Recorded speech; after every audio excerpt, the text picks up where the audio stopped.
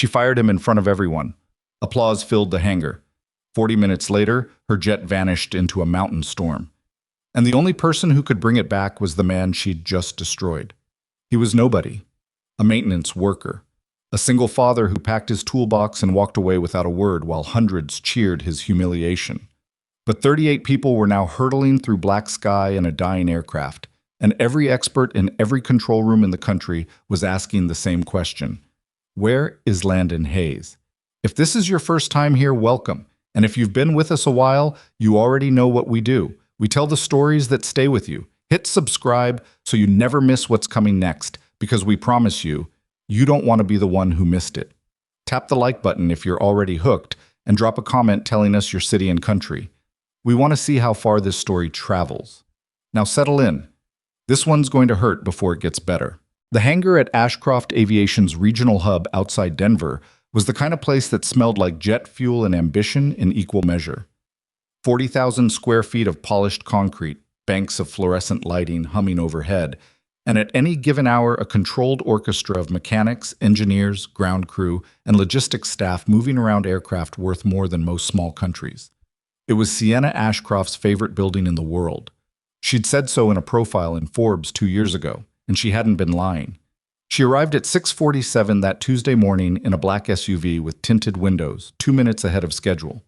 Her assistant, Marcus, fell into step beside her before she'd cleared the vehicle door, already reading from his tablet. Engineering pushed the Meridian certification review to Thursday.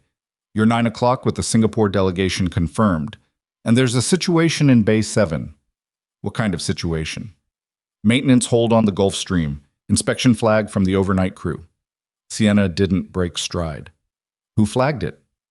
Hayes, Landon Hayes. He's been with us about 14 months. Quiet guy, keeps to himself. He filed a detailed report around 3 this morning, citing what he's calling structural fatigue in the forward landing gear assembly. Calling it, she repeated. His words. He's recommending we ground the aircraft pending a full third-party structural review. That would take a minimum of 6 to 8 weeks. Sienna stopped walking. Around her, the morning shift hummed with activity, but the immediate radius went a little quieter in the instinctive way people get quiet when they sense something is about to happen. The Singapore investors land Friday, she said. We're using that aircraft Saturday morning. It's a $120 million aircraft that cleared certification 3 months ago. I know. 6 to 8 weeks. That's what the report recommends. She looked across the hangar floor toward Bay 7, where a single maintenance cart sat beside the forward belly of the Gulfstream G800. She could see a man crouched near the landing gear housing, medium build, dark work coveralls. He wasn't looking back at her. Get Richard up here, she said quietly. Richard Calloway was Ashcroft Aviation's executive vice president of operations, and he was already on his way. She could see him crossing the hangar floor from the far corridor, tablet in hand, moving with the practiced urgency of a man who had learned that Sienna's morning set the tempo for everything that followed. I saw the flag, he said, reaching her. He lowered his voice, angling his body slightly away from the nearby crew. Sienna, I've had our lead engineers review Hayes's report, informally. The consensus is that he's reading normal stress patterns as something more serious than they are. The aircraft is 3 months old. The landing gear assembly passed every certification test. Your read? Calloway didn't hesitate. He's overzealous. Maybe trying to make a name for himself. Maybe just not experienced enough to distinguish between standard fatigue signatures and genuine structural compromise. He paused. There's also the fact that he filed this at 3 in the morning without escalating through proper channels first. He went straight to a full grounding recommendation. Sienna looked toward Bay 7 again. The mechanic, Hayes, was still working, still not looking up, his movements careful and methodical in a way that somehow irritated her more than carelessness would have. I want to talk to him, she said. She hadn't planned for it to become a public event. That was the honest truth, though she would spend a long time later unwilling to admit it. She'd intended to walk to Bay 7, hear the man out, let Calloway handle the technical rebuttal, and move on. But the hangar was busy, and people notice when the CEO walks somewhere with purpose, and by the time she reached the Gulfstream, there were a dozen people watching, then 20, then more filtering in from adjacent bays because word travels fast on a floor like that. Landon Hayes stood when he heard footsteps. He was 32, though he looked slightly older in the way men do when they've been carrying something heavy for a long time. Not haggard, exactly. More like weathered. His face was angular and calm, the kind of calm that reads as either confidence or emotional flatness depending on your mood. He had grease on his right forearm and a small notebook in his left hand, the old-fashioned kind with a spiral binding, open to a page dense with handwritten notes and small technical sketches. He looked at Sienna steadily, not defiantly, not nervously. He just looked at her the way a person looks at someone they've been expecting. "Miss Ashcroft," he said. "Walk me through it," she said. He did. He spoke for about 4 minutes, not long, not short, in language that was technical without being deliberately obfuscating. He pointed to the inner housing of the forward landing gear assembly, traced 2 lines with his finger without touching the surface, and explained what he'd found during routine overnight inspection. Microfracture patterning in the alloy casing consistent with metal fatigue accelerated by repeated pressure cycling. He used specific numbers, stress tolerances, load factors, the exact degree of deviation from baseline specification he'd measured. He was not dramatic about it. He was not seeking a reaction. He presented the information the way a person presents information when they believe the information speaks for itself. When he finished, Sienna looked at Calloway. Calloway spread his hands. "These are exactly the kind of stress markers you'd expect in a 90-day-old airframe that's been operating in high-altitude, high-pressure cycling conditions. It's normal wear. It does not indicate structural failure risk." "It's not normal wear," Landon said. He said it simply, without aggression, the way you correct a math error. "The fracture vector in this pattern runs counter to the pressure load axis. That means it's not fatigue from normal operational stress. Something in the assembly is responding to a structural anomaly. That's why I'm recommending a third-party review." "You're recommending," Calloway said, and there was something in his tone now. "You're a maintenance supervisor, Mr. Hayes, a 14-month employee. You're recommending we ground a $120 million aircraft and cancel a presentation to our most significant international investors based on your reading of stress markers that our senior engineers have already reviewed and characterized as within normal parameters." Landon looked at him. "I'm recommending it, yes. And you filed this report at 3 in the morning without escalating to department leadership first." "I escalated to the duty supervisor. That's the protocol for a grounding flag filed outside business hours." "The duty supervisor is not department leadership." "No," Landon agreed, "but it's the protocol." The crowd had grown. Sienna was aware of it without looking directly at it. A peripheral pressure, people filling in at the edges of Bay 7. She felt the morning tilting somewhere she hadn't planned for it to go, and something in her responded to that feeling the way it always had, by deciding. "Mr. Hayes," she said, "I've been building this company for 9 years. We have a safety record that speaks for itself. We have engineers with decades of combined experience who have reviewed what you're describing and reached a different conclusion. I have international investors arriving Friday, and a commitment that depends on this aircraft being airworthy." Landon looked at her with that same steady expression. "I understand the situation." "I don't think you do," she said, "because if you understood the situation, you would understand that what you're doing, filing a unilateral grounding recommendation on a 3-month-old aircraft based on a solo overnight inspection, is the kind of decision that has consequences. Grounding a plane that might not be safe also has consequences," he said. It was not said with attitude. It was said calmly, factually, the way a person states a thing they believe is simply true. And maybe that was what made it land the way it did. Not as insubordination, not as a challenge, but as the quiet immovability of a man who had already decided where he stood. Sienna heard someone in the crowd behind her make a small sound, not quite a laugh, something adjacent. She made her decision. "You're terminated," she said. "Effective immediately. HR will process your paperwork, and your final check will be ready by end of business today. Please surrender your access credentials and clear your personal belongings." The silence in Bay 7 was total for about 2 seconds. Then someone started clapping, not sarcastically, genuinely. And it spread the way crowd behaviors do, especially in workplaces where everyone has been waiting for a dominant signal about what the right response is. Within a few seconds, most of the assembled crew was applauding. A few were nodding. Someone near the back said something that made the people around him laugh. Landon Hayes didn't move immediately. He looked at Sienna for a moment, just a moment. and something passed across his face that she couldn't quite read. Not anger, not humiliation. Something more complicated and more quiet than either of those. Then he bent down, picked up his toolbox from the floor, tucked his spiral notebook under his arm, and walked toward the exit. He didn't look back. He didn't say anything. He just walked, steady and unhurried, through the center of the hangar while the applause was still going, and disappeared through the side door into the gray Denver morning. Sienna watched him go, then turned back to the Gulf Stream. "Clear the hold," she told Calloway. "Get the certification paperwork filed before noon." "Done," he said. 3 weeks before that Tuesday morning, Landon Hayes had been making his daughter's lunch.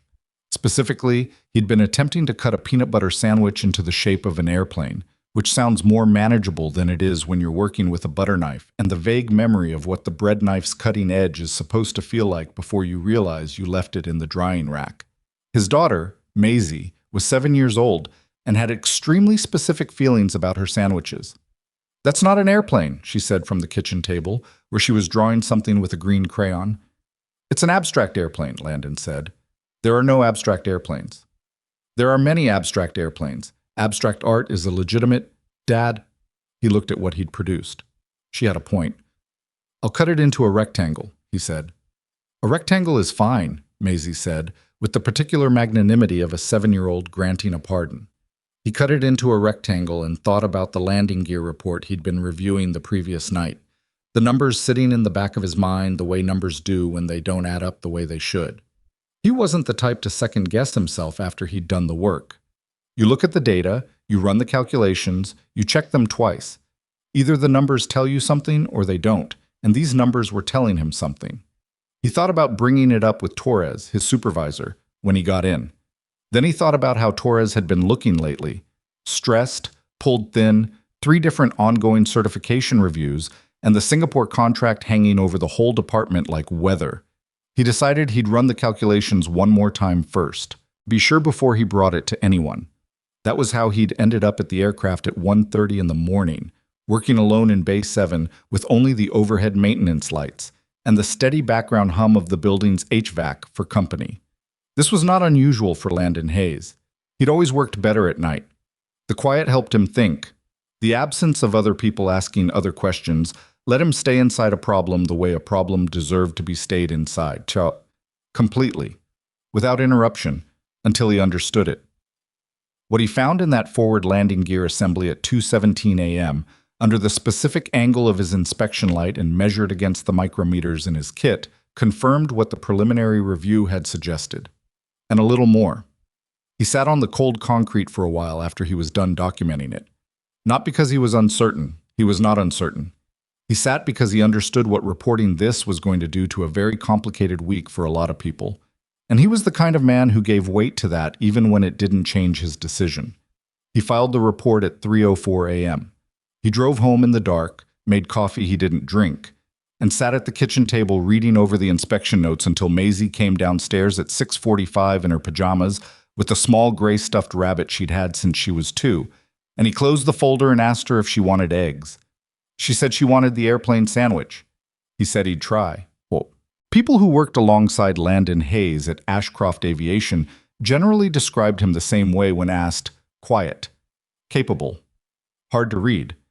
He didn't socialize much, not because he was unfriendly, but because he kept different hours than most of the crew and had Maisie to pick up from school by 3:30. He was the guy who remembered the coffee machine filter needed changing and just changed it without announcing it. He brought donuts on the first Friday of the month and left them in the break room with a sticky note that said Friday and nothing else. He did not talk about his life before Ashcroft Aviation. Most people assumed he'd bounced between maintenance jobs the same way a lot of industry people do, moving around the country for contracts, accumulating certifications and experience without ever landing in something permanent. The kind of career path that looks scattered on paper but makes sense once you understand how the industry works. Nobody at Ashcroft knew that Landon Hayes had spent 6 years as an emergency flight specialist with a Joint Military Aviation Recovery Unit, the kind of unit that gets called when a damaged aircraft needs to be brought home from somewhere it wasn't supposed to be, by someone who can talk a pilot through systems failure scenarios that aren't in any standard training manual. Nobody knew about the recovery operations he'd been part of, the number of people who'd landed safely because of decisions made at altitude over bad terrain with incomplete information and zero margin.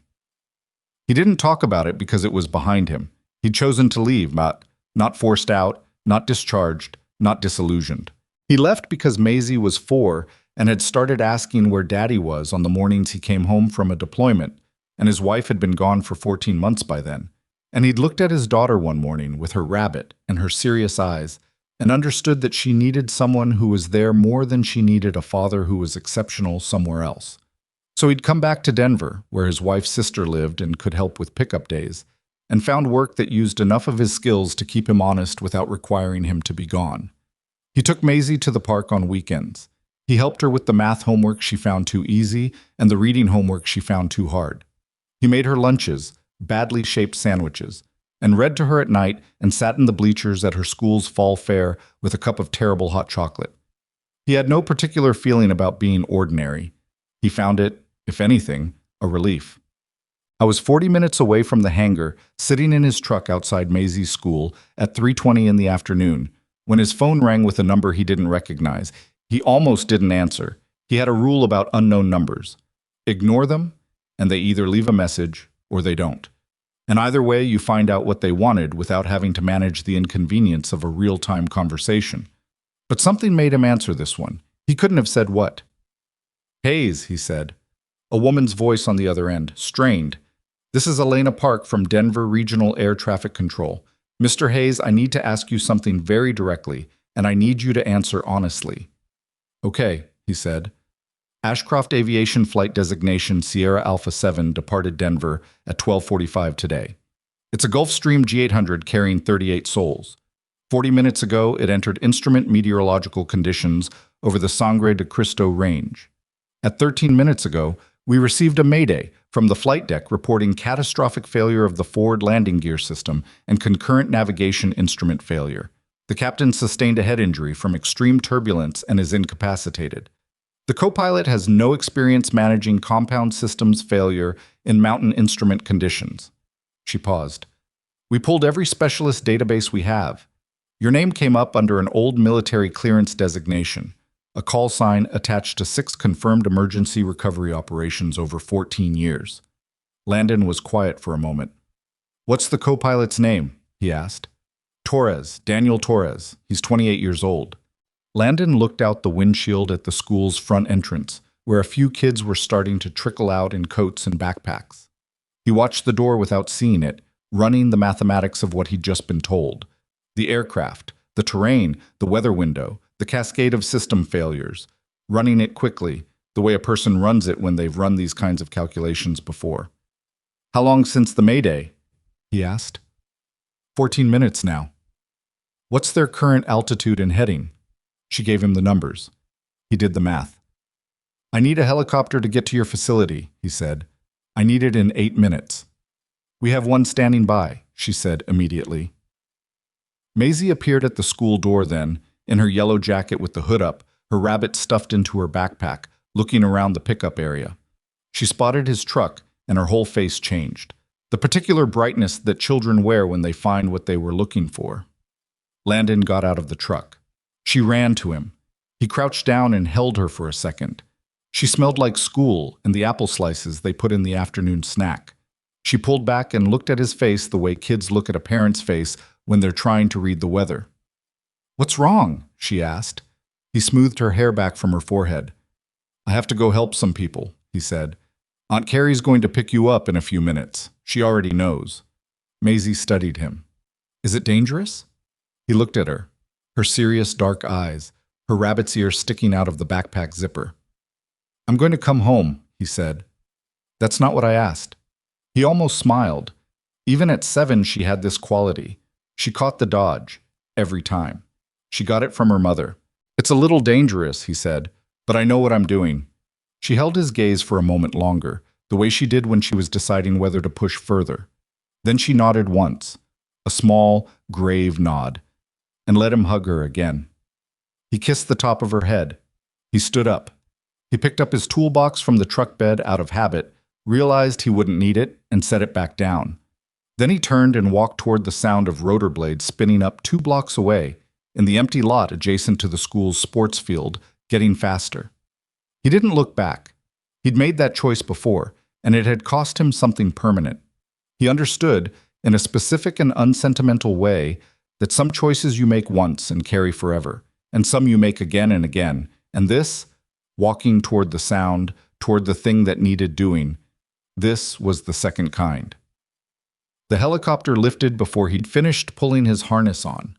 The helicopter banked hard over the eastern edge of Denver, and Landon felt the familiar stomach drop of fast altitude gain, the city falling away beneath him in a grid of lights and mid-afternoon traffic, the mountains rising ahead like a wall someone had thrown up without warning. The pilot, a compact woman who'd introduced herself only as Reyes and then gone silent, pushed the machine hard. Landon didn't ask her to go faster. She already was. He spent the flight with his eyes closed, not sleeping, thinking. He ran the sequence in his head, what Elena Park had told him, what he knew about the G800 systems architecture, what compound landing gear and navigation failure looked like from the cockpit, and what it felt like from the outside trying to talk someone through it.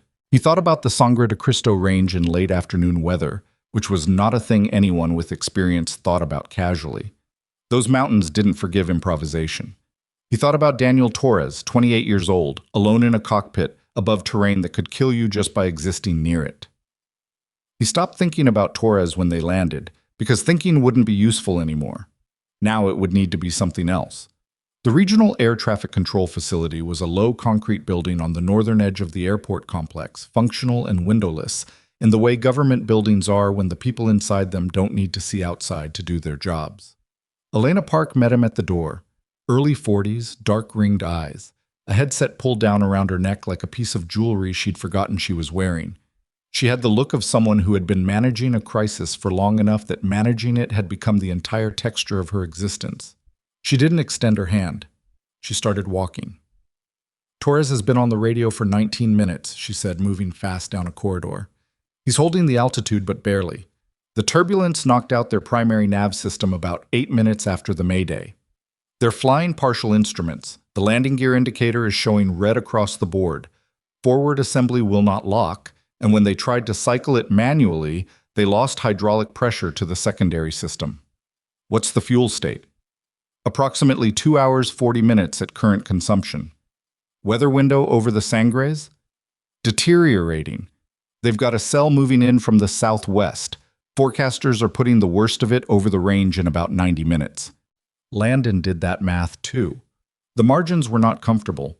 She pushed through a heavy door into the operations floor, a wide, low-ceilinged room that smelled like recycled air and burnt coffee, ringed with consoles and screens showing radar sweeps, altitude maps, weather overlays. A dozen people were at their stations, most of them with the specific stillness of people trying not to show how scared they are. 2 of them Landon didn't recognize, civilians in business clothes, standing to one side with the helpless look of people who are used to problems being solved for them. He recognized one of them, though. Richard Calloway. Calloway saw him at the same time. Something complicated moved across the man's face. Not quite shame, not quite relief. He opened his mouth. "Mr. Hayes." "Not now," Landon said, and moved past him to the primary communications console, where a young controller was monitoring the frequency, headset on, one hand resting on the edge of his desk like he was bracing himself. "I'm Hayes," Landon told him. "I need to talk to Torres." The controller looked at Park, who nodded. He pulled the second headset off its hook and handed it over. Landon put it on, sat down in the empty chair beside the console, took one breath and keyed the mic. "Sierra Alpha 7, this is Landon Hayes. I'm a former military emergency flight specialist. I'm on the ground at Denver Regional ATC. I'm here to help you work this. Can you acknowledge?" Static. 3 seconds. 4. Then a voice. Young, tight, with the specific kind of tension that happens when someone is using every available unit of concentration just to keep their voice from breaking. "Copy, Denver. This is Sierra Alpha 7. Yeah, I copy you. Torres here." "Good," Landon said. He kept his voice flat and even, not warm exactly, not cold, level, like a floor you can stand on. Talk to me about what you're looking at right now. Don't skip anything, don't summarize. Just tell me what your instruments are showing. What followed was 3.5 minutes of Torres working through the cockpit state. Altitude, airspeed, heading, fuel, hydraulics, the cascade of warning indicators that had been accumulating since the initial failure. He was thorough, which was good. He stumbled occasionally, catching himself, correcting. Not because he was incompetent, but because he was scared and fatigue was already setting in around the edges. Landon listened without interrupting. He built the picture in his head, the aircraft's state, the environmental conditions, the margins they had, and the margins they didn't. When Torres finished, there was a brief silence. "Okay," Landon said. "You're doing fine. Here's what I want you to do first." He walked Torres through a hydraulic pressure diagnostic, a specific sequence that wasn't in standard training because it came from a modified recovery protocol developed for military aircraft experiencing compound failure in field conditions.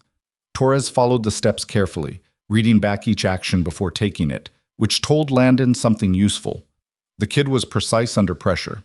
That mattered. The hydraulic pressure to the secondary landing gear system came back partially. Not full, not enough to guarantee function, but enough to change the calculation. "Okay," Landon said. "That's better than nothing. Don't cycle the gear yet. Leave it." "Copy," Torres said.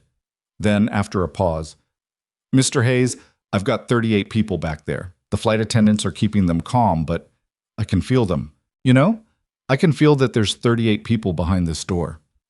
Landon looked at the radar screen in front of him, at the small tagged blip that was Sierra Alpha 7 moving slowly over the brown and white topography of the Sangre de Cristo Range. "I know," he said, "and you're going to get them home. Stay with me." In the back of that aircraft, the 38 people Torres could feel were not calm, despite what the flight attendants were managing to project. Calm was the surface. Underneath it, in the specific silence that falls when adults in a confined space understand they may be in mortal danger but don't yet know how much, there was something else entirely. Sienna Ashcroft was in seat 3A. She had been in the front cabin when the first violent turbulence hit, the kind that doesn't feel like weather, that feels structural, like the aircraft itself is disagreeing with the sky. Her laptop had launched from the tray table, a glass of water had gone sideways, and then the plane had dropped. Not the gentle roller coaster drop of normal turbulence, but a sudden, stomach-abandoning freefall that lasted nearly 4 seconds before the aircraft found air again. And in those 4 seconds, every person in every seat understood in their body that something was wrong. Sienna's younger sister, Cora, was 3 rows back in 6C. She was 26, creative director for Ashcroft's branding subsidiary, and she had never been on a flight that scared her before. She had her knees pulled up against the seat back in front of her, and her hands pressed together between her thighs, not praying, just trying to make herself smaller.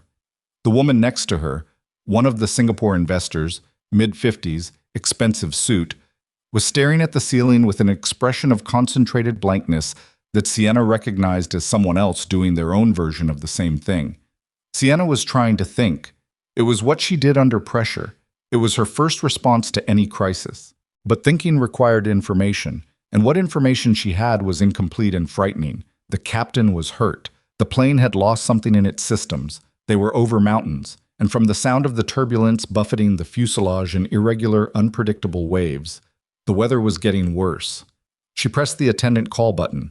A flight attendant appeared within seconds, a young man named Marco who had the specific quality of people who are very good at their jobs, which is that you couldn't tell how scared he was unless you were looking for the small things. And Sienna was always looking for the small things. "What's happening?" she said. She said it like a statement because she'd found long ago that people answered direct assertions more honestly than questions. Marco crouched in the aisle so his face was level with hers. "We've had a systems issue, Ms. Ashcroft. The flight crew is in contact with ground control and they're working through it. We're asking everyone to remain seated with seatbelts fastened." "The captain." A brief pause. "Captain Reeves sustained an injury from the turbulence. Co-pilot Torres has the aircraft." She looked at him steadily. "How bad?" Another pause. "He's receiving assistance from a ground specialist." She thought about that word, specialist, and what it meant that a specialist was needed. She thought about what kind of situation requires a specialist to be pulled in after the fact. Then she thought about something else. That morning, in the hangar, in the middle of the applause, she had watched a man pick up his toolbox and walk away. She'd thought at the time that the applause was deserved, a minor corrective to the kind of overzealousness that costs companies time and money. She sat with that thought now, 38,000 feet above a mountain range she couldn't see through the cloud cover, and felt something turn over in her chest. She thought about what Landon Hayes had said. The fracture vector. The structural anomaly. She had dismissed it. Calloway had confirmed the dismissal. Her engineers had confirmed Calloway's confirmation. She had made the decision that felt reasonable and logical and efficient, the same way she made all her decisions. She stared at the seat back in front of her and tried not to think about what it meant that the forward landing gear indicator in this specific aircraft might currently be showing red. Back on the operations floor, Landon was 3/4 of the way through building a landing scenario with Torres, and the picture was not comfortable. The standard approach to Denver was not an option. The aircraft's navigation systems were too compromised to manage an ILS approach safely, and the landing gear state made any hard runway landing a structural gamble. If the forward assembly failed on touchdown at normal landing speed, the aircraft would nose into the surface at an angle that nobody walked away from. He needed somewhere different, somewhere that changed the math. Pull up sector maps for a 50-mile radius from current position, he told the controller beside him. The maps came up on screen. Landon leaned forward and scanned them. Terrain features, elevation profiles, old road networks, anything flat and long enough to matter. He had a list in his head, loosely, from years of doing exactly this in environments significantly less hospitable than Colorado. The requirements were specific. Minimum 4,500 feet of clear surface, approach path free of significant elevation obstacles within 2 miles, accessible to emergency ground vehicles. He found it 7 minutes later, working outward from the flight path in a methodical sweep.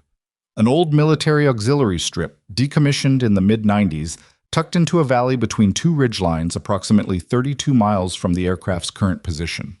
It had been used for training operations and then quietly retired when the installation it served was consolidated. According to the sector map, the runway surface was rated at 6,800 feet, more than enough. He pulled the facility number and called it to Park. "Get me a current surface condition report on that strip," he said, "and get ground emergency equipment moving toward it now. I need fire and medical on that strip before this aircraft touches down." Park was already on her radio. Landon keyed back to Torres. "I've got a runway for you," he said. "It's going to feel wrong because it's not where you expect to be going. I need you to trust me on this." "Copy," Torres said. And then, after a beat, "Who are you exactly? Like, who were you before?" Landon almost said it doesn't matter and stopped himself. Because it did matter.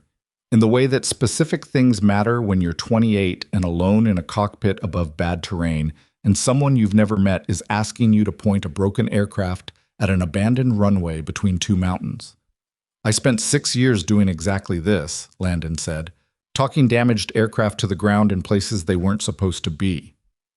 I'm not going to tell you it always worked out perfectly, because that would be a lie, and you deserve better than that. What I'm going to tell you is I know this aircraft, I know this terrain, I know what we have to work with, and I know how to use it." Silence on the frequency for 2 seconds. "Okay," Torres said. "Okay. Give me the heading." Oh. On the operations floor, the room had acquired additional population in the 20 minutes since Landon arrived. Word travels in these facilities faster than protocol would prefer. 3 senior controllers who'd come off shift were still present. 2 aviation safety investigators who'd been in the building for an unrelated matter were standing near the back wall, arms folded, watching. A woman from Ashcroft's legal department had appeared at some point and was standing near the 2 business-suited figures, Calloway and a man Landon didn't recognize, in a cluster of anxious, expensive clothing. Calloway had tried to speak to Landon twice more. Landon had not answered him.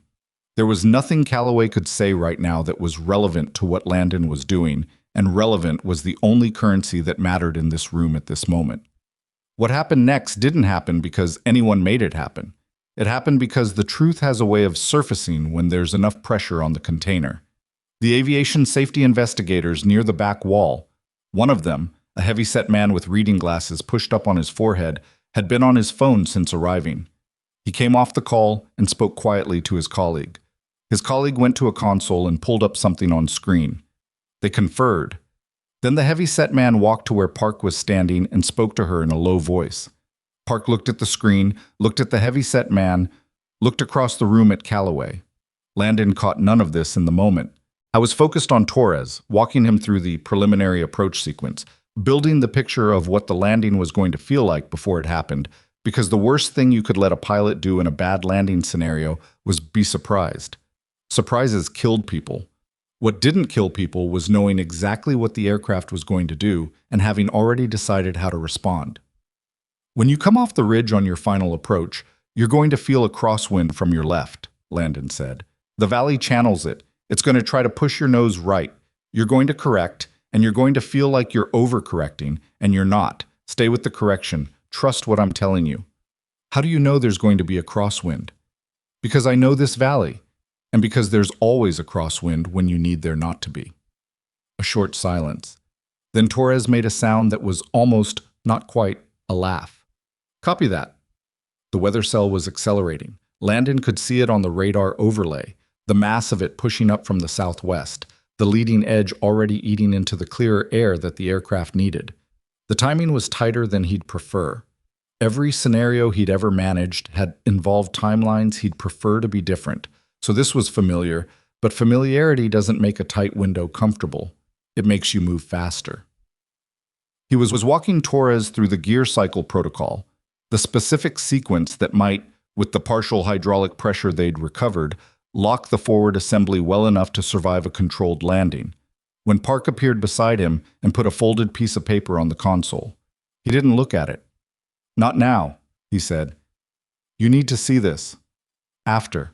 She left it there. He kept his eyes on the radar, his voice on the frequency, his mind on the aircraft.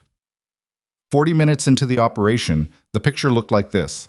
Sierra Alpha 7 was 9 miles from the mouth of the valley, descending through 12,000 feet, forward gear still not confirmed locked, weather cell 12 minutes from arrival at the approach corridor, ground emergency teams confirmed on station at the auxiliary strip. Torres's voice had changed over the previous 20 minutes. Not calmer exactly, but more settled into its fear, which was a different thing and in some ways better. He knew what scared him now. He'd named it. That made it something he could work around instead of something that was just everywhere. Landon walked him through the gear cycle one more time. The hydraulic system responded sluggishly. The indicator light flickered, green, amber, green, and held green. Landon looked at the indicator data scrolling on the monitor in front of him. The lock wasn't full. It was partial, approximately 70% of nominal holding pressure. It would hold through a controlled, low-speed touchdown. It would not hold through a hard contact or a bounce recovery, which meant Torres's approach had to be exactly what it needed to be, the first time, with no second attempts. Landon keyed the mic. You're going to get one pass at this, he said. You already know that. I want to say it out loud so it's not something sitting in the back of your head. Yeah, Torres said. I know. Stabilized approach, threshold speed plus 5 knots, no more. Touchdown in the first 800 feet. If you're high at the threshold, go around. There's no weather to go around into. I know, so you're not going to be high at the threshold. Start your descent profile now. A beat. Then, Mr. Hayes. Yeah. There are 38 people on this plane. I know. One of them is, I heard the manifest. Ms. Ashcroft is on this flight. Landon was quiet for a second. He thought about the hangar, the toolbox, the sound of applause he'd heard even after the side door closed behind him. I know, he said. And you're still? Yeah, Landon said. Start your descent. The paper Park had left on the console was still folded beside him. When Torres acknowledged the descent instruction and went quiet to manage the aircraft, Landon unfolded it. It was a summary. Not formal, not official, just handwritten notes that someone had pulled together quickly from what the investigators had been pulling off their systems in the previous hour. Maintenance records. Internal communications. A timestamp chain showing when certain inspection reports had been filed, when they'd been acknowledged, and when they had been, the word written at the bottom of the page, circled once, was suppressed. Landon looked at it. He looked at the timestamp on Calloway's acknowledgement of the original maintenance flag from 2 weeks before his own inspection. a flag filed by a different technician, citing similar concerns about the forward landing gear assembly. A flag that had been logged, acknowledged, and buried in the system under a resolution code that indicated the concern had been reviewed and dismissed. He looked at the date. That flag had been filed 11 days before Landon had found what he'd found. He folded the paper back up and set it aside. Calloway was across the room. Landon could feel the man watching him, the way you can feel a specific presence in a room when it has something to answer for. He looked up, found Calloway's eyes, held them for 3 seconds. Then he turned back to the radio. Whatever was on that paper would still be on that paper in an hour. The investigators would still be there. The records would still exist. None of it required anything from Landon right now except to be set aside, which he could do, because he had done harder things than set his anger aside for an hour. Sierra Alpha 7, report your visual, he said into the mic. Torres's voice came back, strained and focused. I've got the valley. I see the strip. You see it? I see it. Describe what you see. Straight, flat. 2 fire units on the left side, 1 on the right. Lights are on. A pause. It's short. It's 6,800 feet. You're not going to need 6,800 feet. It looks short. Every runway looks short from the air when you're scared. That's normal. Trust the numbers. Silence. Trust the numbers, Torres said more quietly, not to Landon, to himself. Gear, Landon said. Gear is down. Green. Partial green. Green on main, amber green on forward. That's what we expected. Leave it. Flaps? Flaps full. Airspeed? 132. You want 128. Reduce. Reducing. Talk to me. 130. 129. 128. Good. Hold it. The weather cell's leading edge was visible on the radar now, a darkening mass 4 minutes from the approach corridor. The room behind Landon had gone completely silent. He was aware of it without turning to look.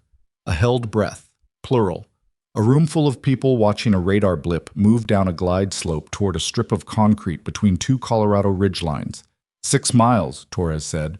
Copy. How are you feeling? A short, genuine pause. Honestly? Yeah. Like I'm going to be sick. That's fine. You can be sick on the ground. Keep flying. Something in the quality of Torres's breathing shifted slightly. Copy. 4 miles. Hold your profile. Crosswind's going to come at you around 2 miles. Remember what I told you. Left. Overcorrect. Trust it. Trust it. Yeah. The blip moved. The room was silent. Landon's eyes stayed on the radar, on the altitude readout, on the airspeed data scrolling at the edge of his screen. His hands were flat on the console surface, not gripping anything. There was nothing to grip. There was only the radio and the data and whatever Torres was doing right now in a cockpit above a mountain valley, holding a damaged aircraft on a line toward a strip of concrete in the fading afternoon light. 2 miles, Torres said.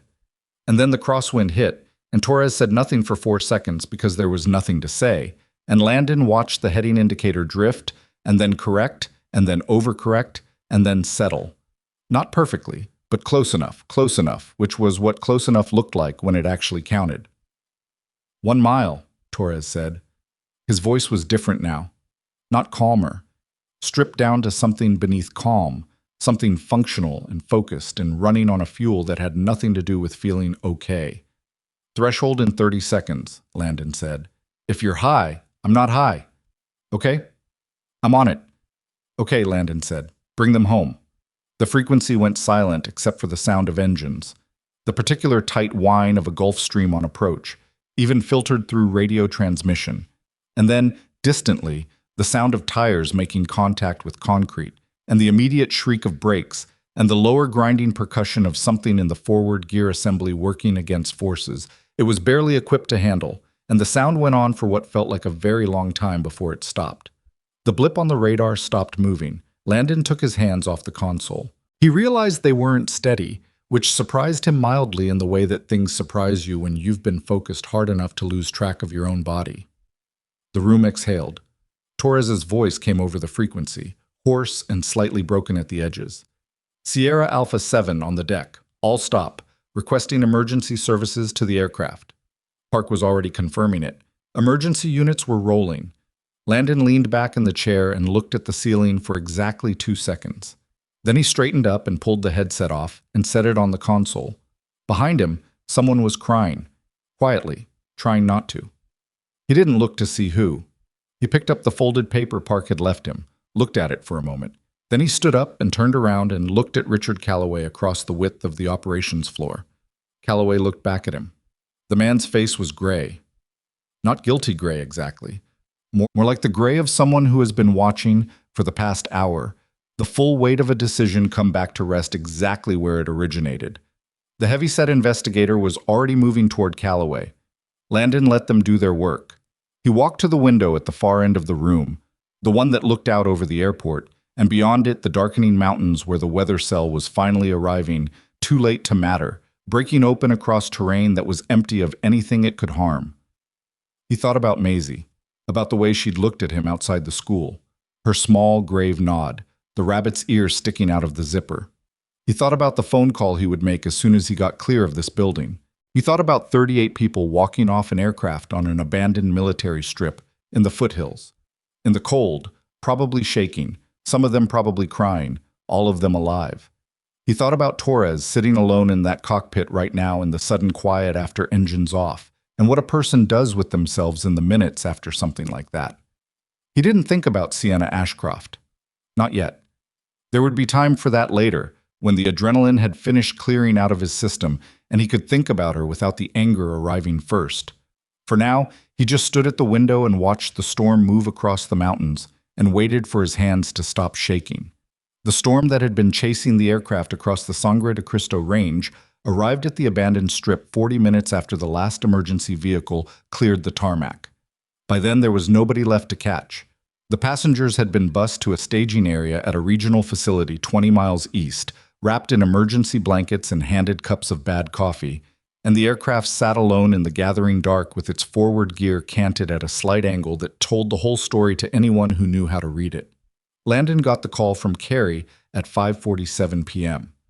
He was still in the ATC building, sitting in a break room someone had pointed him toward, drinking water out of a paper cup and staring at the wall. "She's fine," Carrie said before he could ask. "We made macaroni. She wants to talk to you." There was a brief shuffling sound, and then Maisie's voice. "Dad? Hey, Bug. Are you done?" He thought about the word done and what it meant in this specific context. "Yeah," he said. "I'm done." "Did you help them?" "Yeah." A pause. He could hear the TV in the background at Carrie's place, something animated, voices too bright and cheerful for the mood he was carrying. Then Maisie said, with the matter-of-fact certainty that was one of her most exhausting and most endearing qualities, "I knew you would." He didn't say anything for a moment. "I'll be there in an hour," he said. "Carrie made extra macaroni." "Good. Save me some." He sat with the phone in his hand after he hung up, in the institutional quiet of the break room with its folding table and its wall-mounted clock and its half-empty pot of coffee that had been on the burner long enough to qualify as something else entirely. He was tired in the specific way he hadn't been tired in years. Not physically, though his body was starting to register the day's toll, but the kind of tired that comes from spending a concentrated block of time holding something together by sheer focused will and then releasing it. He'd forgotten, a little, what this felt like. The aftermath. The strange flatness of the hour after. He was still sitting there when Elena Park knocked on the doorframe. "How are you doing?" she asked. "Fine." She looked at him in a way that said she understood fine to be a placeholder and wasn't going to push it. She came in and sat down across from him, pulling her headset the rest of the way off and setting it on the table. "Torres is asking for you," she said. Landon looked up. "He's at the staging area with the passengers and the rest of the crew. When they told him you were still here, he asked if he could talk to you. I can patch it through if you don't want to drive out there." "I'll go," Landon said. He stood up and put his paper cup in the trash and picked up his jacket from the chair. Park walked with him back through the corridor toward the exit, and somewhere behind them the operations floor was still running, frequency chatter and radar sweeps continuing with the implacable indifference of systems that don't pause because one crisis has resolved. "The investigators are going to want a formal statement from you," Park said. "Not tonight, but soon, within the week."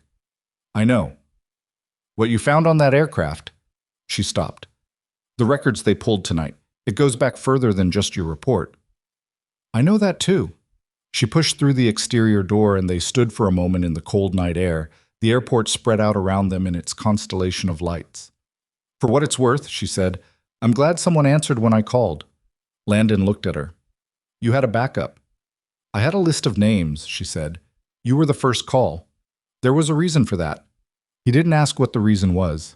He understood what she meant, and understanding it was enough. Well, the staging area was a converted cargo handling facility, wide, fluorescent lit, with folding tables arranged in rows and the low collective murmur of people who have been through something and are now in the long, uncertain space on the other side of it.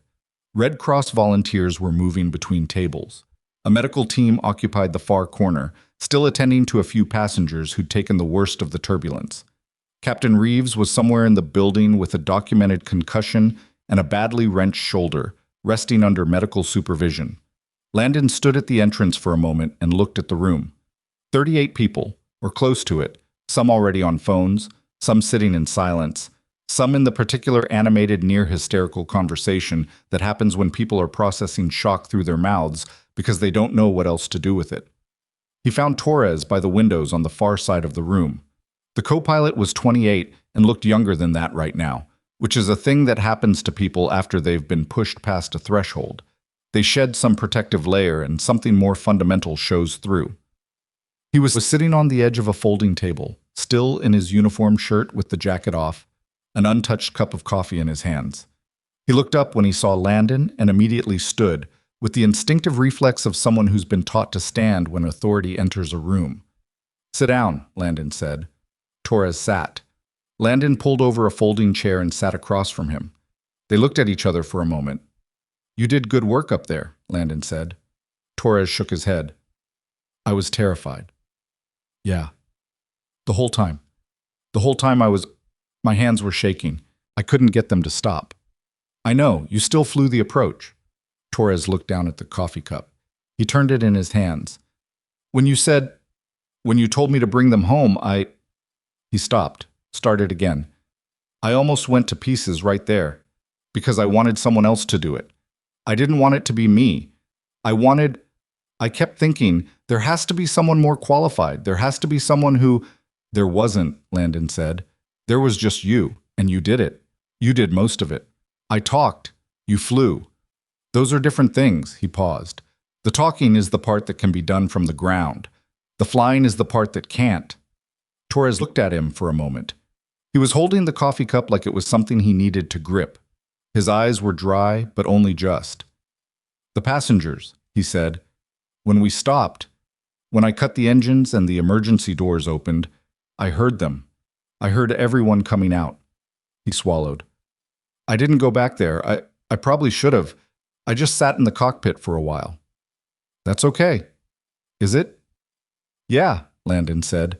You don't have to perform the recovery for other people. You went through something too. Torres was quiet for a bit. Outside the windows, ground crew vehicles were moving across the tarmac in the dark, their lights sliding past in the low fog that was starting to settle after the storm front. Who are you? Torres said finally. Not the way he'd asked it over the radio. That had been a question about credentials, about competence, about whether there was someone to trust. This was a different question, a human one. Landon thought about how to answer it. I'm a guy who used to do this professionally, he said. Then I stopped, because I had better things to do. Then today I didn't have a choice. Why'd you stop? My daughter needed me more than the job did. Torres absorbed that. He looked at Landon with the particular expression of someone who is young enough that the idea of choosing something ordinary over something exceptional still feels like an abstraction. Would you do it again? He asked. The job, I mean, professionally. Landon thought about Bay 7 that morning, the toolbox, the applause. Maisie's voice on the phone an hour ago saying, I knew you would, with the simple certainty of someone who has never had reason to doubt. I think today was enough for a while, he said. Torres almost smiled. It didn't quite make it to his face, but it got close. They sat there a few minutes longer, not talking much, while the room around them continued its slow decompression. Then Landon stood and put the folding chair back and told Torres to drink the coffee, which made Torres look down at it like he'd forgotten it existed. It was halfway to the exit when he heard his name. He turned. Sienna Ashcroft was standing 12 feet away. She looked different from this morning.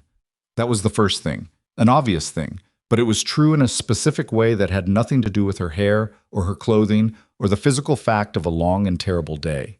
She looked different in the way a person looks different when something has fundamentally rearranged what's behind their eyes.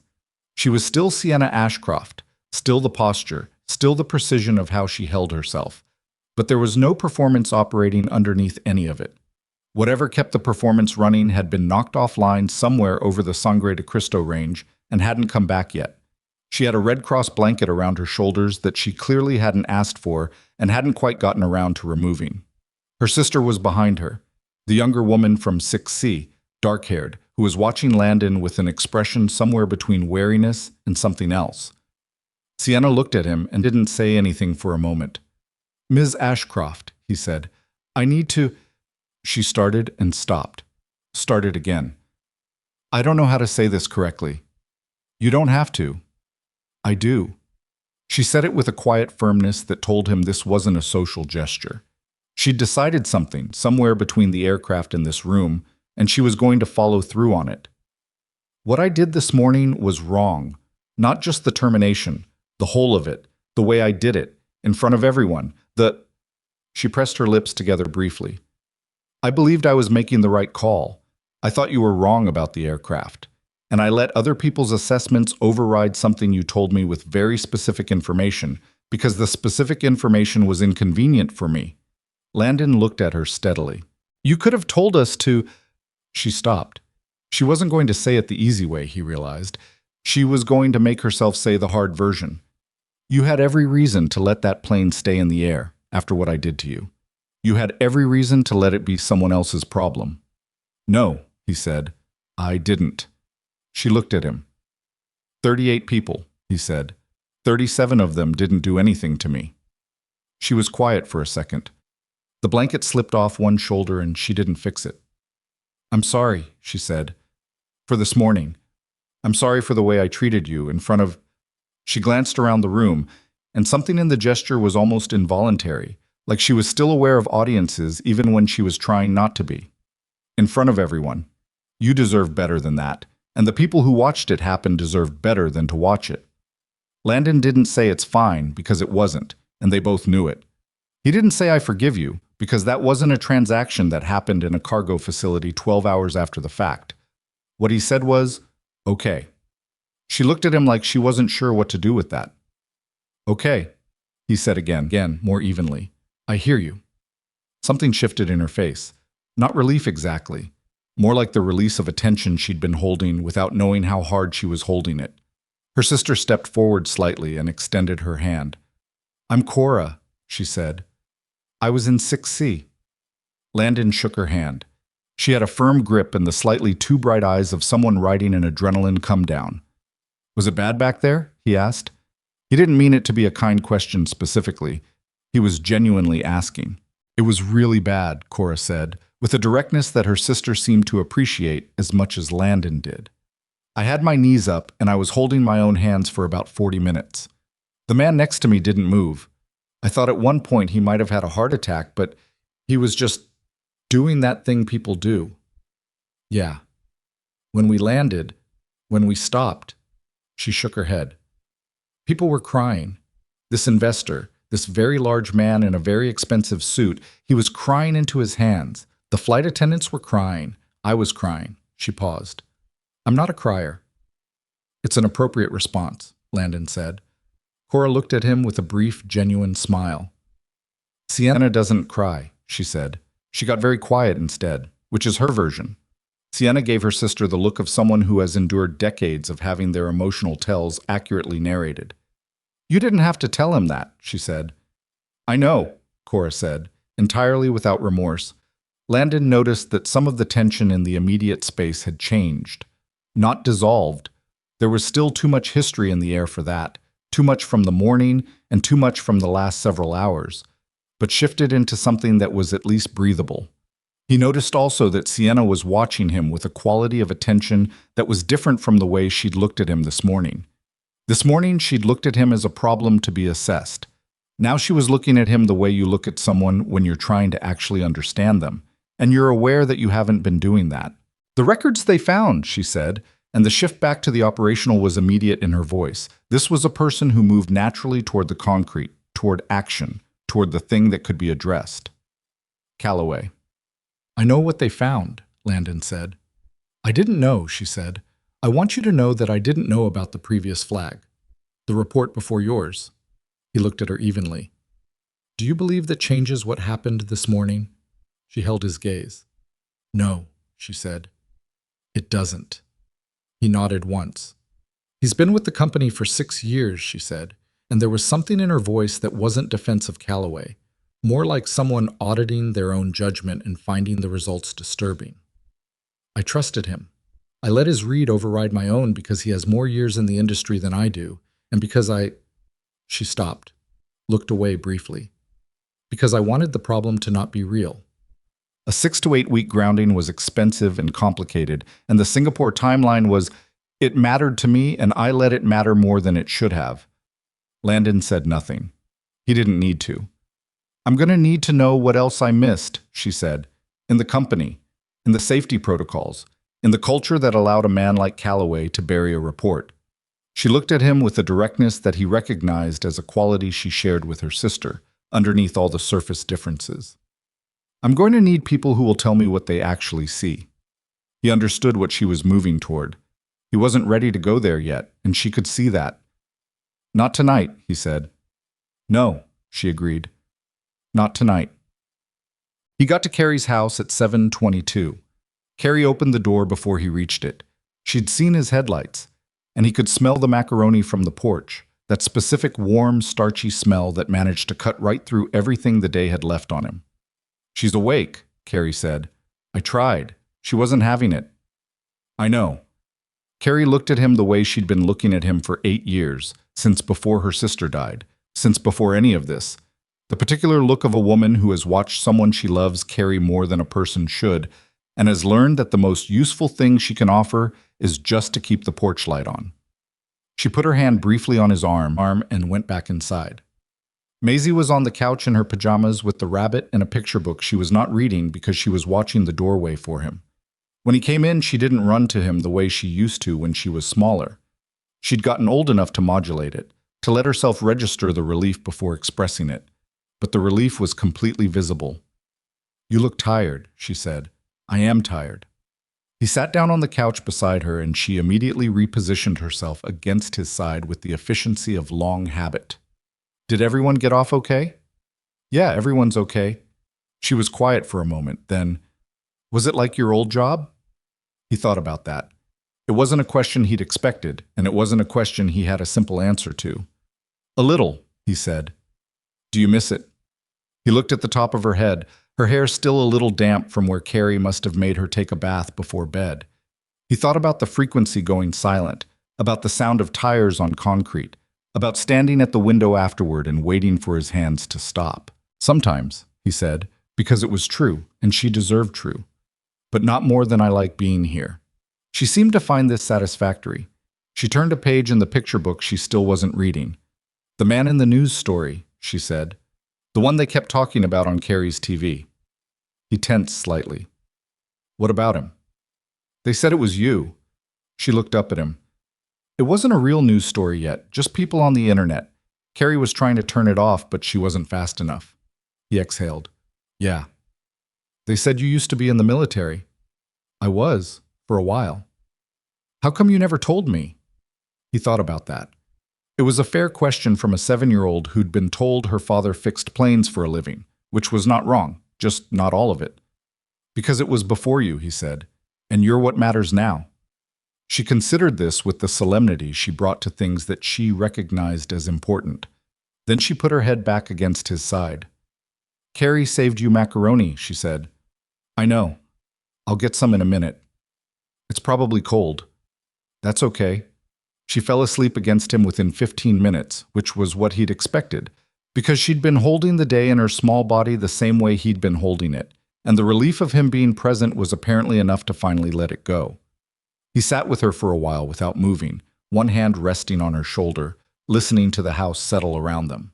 He thought about the aircraft sitting on that strip in the dark, I thought about 38 people who'd woken up that morning with ordinary plans, meetings, flights, presentations, the normal architecture of their days, and had found themselves instead somewhere they'd never expected, in the company of their own mortality.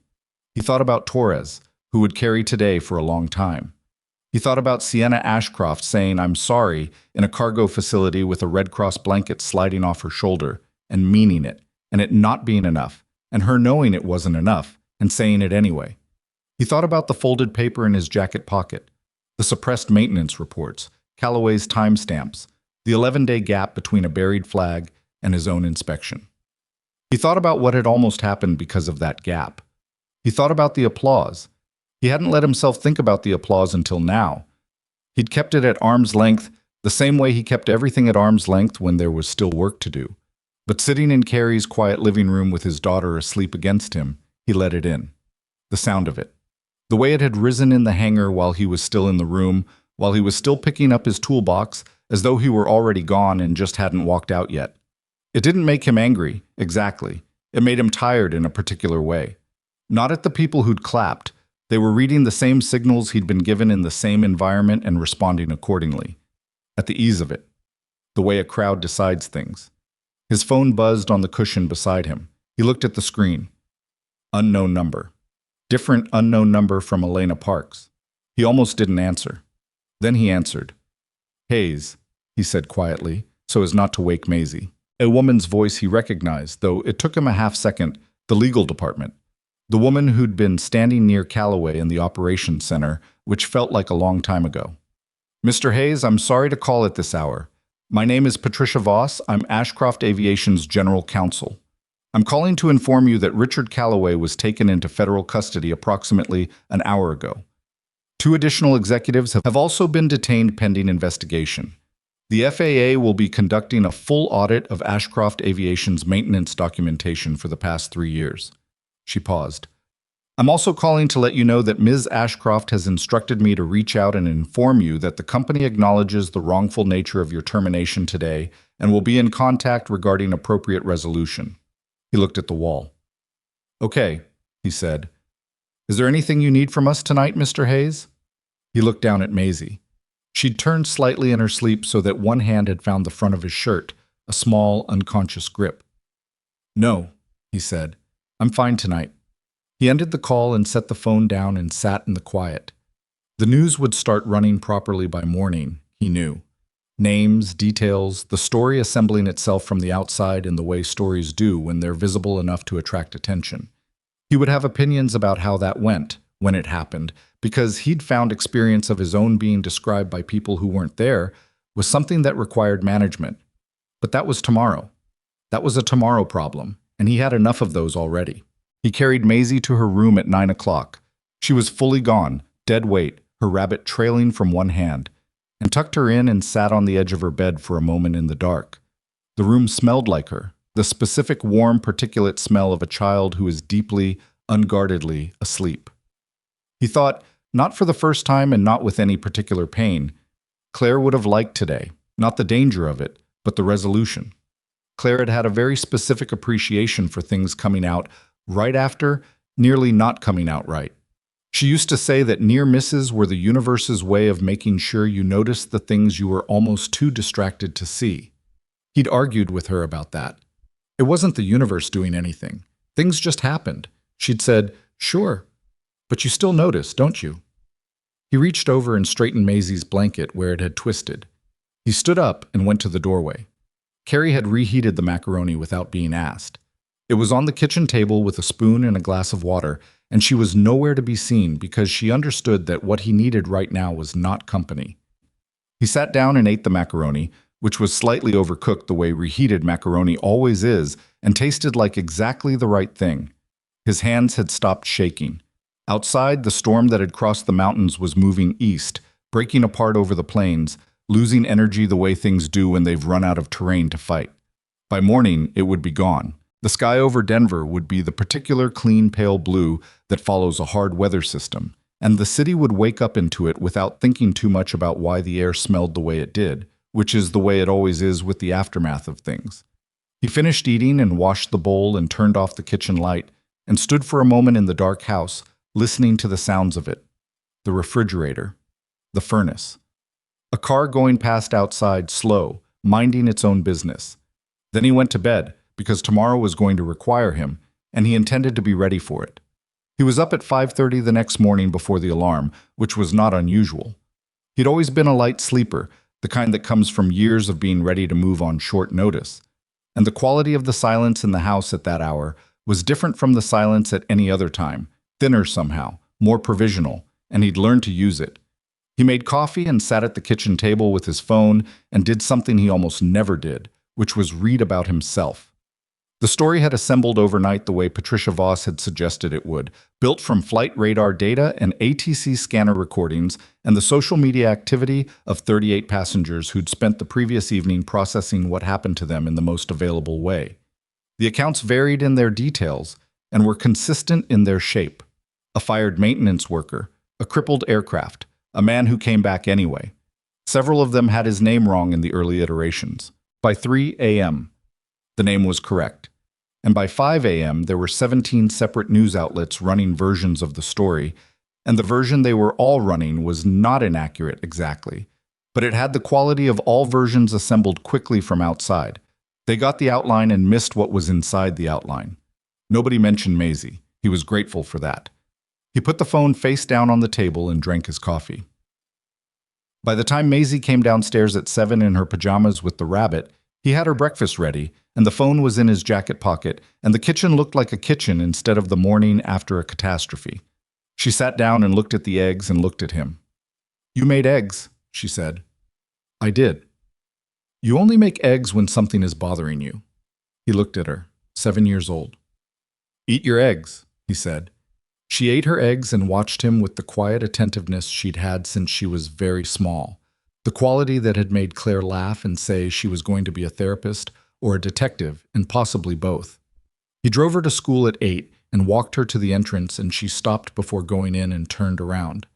"The people on the news," she said. "They're going to find us, aren't they?" Not a question. "Probably," he said, "for a while." "What do I do?" "You go to school," he said. "You don't talk to anyone you don't know. You tell Mrs. Ferris if anything feels wrong." She nodded. Then she said, "Are you famous now?" He thought about that seriously, because she was asking seriously. "For a little while," he said. "Then something else will happen, and it'll go away." "Okay," she said. And then, with the absolute precision of a 7-year-old identifying the thing that actually matters, "Don't let it make you weird." He watched her go through the doors and stood there for a moment in the cold morning air. He drove to the FAA regional field office at 9 because they'd called at 8:15 and asked, very politely, and asking very politely was how federal agencies expressed that the alternative to voluntary cooperation was less convenient. He spent 3 hours in a conference room with 2 investigators and a court reporter, walking through everything he'd found in Bay 7, everything he'd documented, everything he'd reported, and everything that had happened in the 41 hours since. The investigators were thorough and professional and asked the same questions multiple times in different sequences, which was standard, and he answered them the same way each time, which was also standard. At one point, one of the investigators, a woman named Kelso, mid-50s, the kind of face that had heard a lot of things and stopped being surprised by them, set down her pen and looked at him. "You found the fracture pattern in the inner housing," she said. "That's not part of the standard overnight checklist." "No," he said. "So you were checking beyond the required scope." "I was checking what I thought needed checking." "Why that component specifically?" He considered the question. The aircraft had done 14 high-altitude cycles in 90 days. That's aggressive for a new airframe. The pressure loading on the forward gear assembly in those conditions is higher than what the standard cycle interval accounts for. It's a gap in the standard protocol. Kelso wrote something. "Was this a gap you'd flagged through official channels?" "I'd mentioned it to Torres, my supervisor, informally. I hadn't filed a formal observation because I hadn't confirmed it with data yet." "But you were looking for it." "Yes." She set her pen down again. "The previous flag," she said, "filed 11 days before yours, filed by a technician named Ortega who left the company 8 days after filing it." Landon looked at her.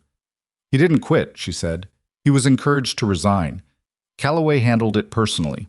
The file shows a performance review that was opened 4 days after Ortega's flag and closed 6 days later with a recommendation for separation. She paused. That pattern is going to matter a great deal in what comes next. Landon absorbed that. He thought about Ortega, a name he hadn't known until now, a person who'd seen the same thing he'd seen and been removed quietly for seeing it. Did anyone contact Ortega after what happened? He asked. We're locating him now, Kelso said. He'll be a significant witness. Landon nodded. He thought about what it had cost Ortega to file that flag, probably less spectacularly than what it had cost Landon privately, without applause or cameras, just a man who did the right thing and lost his job for it and went away without anyone knowing. That bothered him more than his own situation had, in a way he couldn't entirely articulate. He left the FAA office at 12:30 and drove home and sat in his truck in front of the house for a few minutes before going in. There were 2 news vans parked at the end of the block. He'd expected them. He went in through the side entrance and made lunch and didn't answer the door. Patricia Voss called at 2. Ms. Ashcroft would like to meet with you, she said. Whenever you're available and comfortable, there's no timeline pressure. This week is fine, he said. She's also asked me to convey that the meeting is entirely at your discretion. Location, format, whatever you prefer. Somewhere neutral, he said. Not the company. Of course, I'll send you a place, he said. He didn't want to sit in a restaurant that Sienna Ashcroft's assistant had selected. He wanted somewhere he'd been before, somewhere that was his before any of this was anything. He sent the address of a coffee shop near Maisie's school. Plain place, good coffee, the kind of neighborhood spot that had been there for 15 years and would be there for 15 more, regardless of what happened in the news cycle. Sienna arrived first, which surprised him. He'd expected her to be late the way powerful people are often late, not from rudeness, but from the accumulated weight of everything competing for their time. But she was already at a corner table when he walked in at 10 the next morning, with a plain coffee in front of her and no assistant, no legal counsel, no buffer. Just her and the coat she'd apparently worn from wherever she'd parked, still on. She started to stand when she saw him. He waved her back down and got his own coffee from the counter and sat across from her. She looked better than she had in the cargo facility, but not entirely recovered, which made sense. He doubted she'd slept much. There was a quality to her face that suggested the reassembled version of a person. All the components back in their correct positions, but the assembly still visible if you looked at the seams. How's Cora? He asked, because it was the easiest place to start. Something in Sienna's face relaxed slightly at the name. She's fine. She went back to New York last night. She called me this morning to tell me she's never flying again. She will. I know. I told her that. She told me to mind my business. He almost smiled. Sienna wrapped both hands around her coffee cup. I've been trying to figure out what to say to you, she said. I've been trying since the cargo facility. I had things prepared, organized thoughts. She looked at him with a directness that might have been the most unguarded thing he'd seen from her so far. None of them feel right when I'm actually sitting here. Then don't say the prepared things, he said. She looked at him, then she nodded once. Okay. She took a breath. What Calloway did, what he's been doing, I should have known. I didn't, but I should have.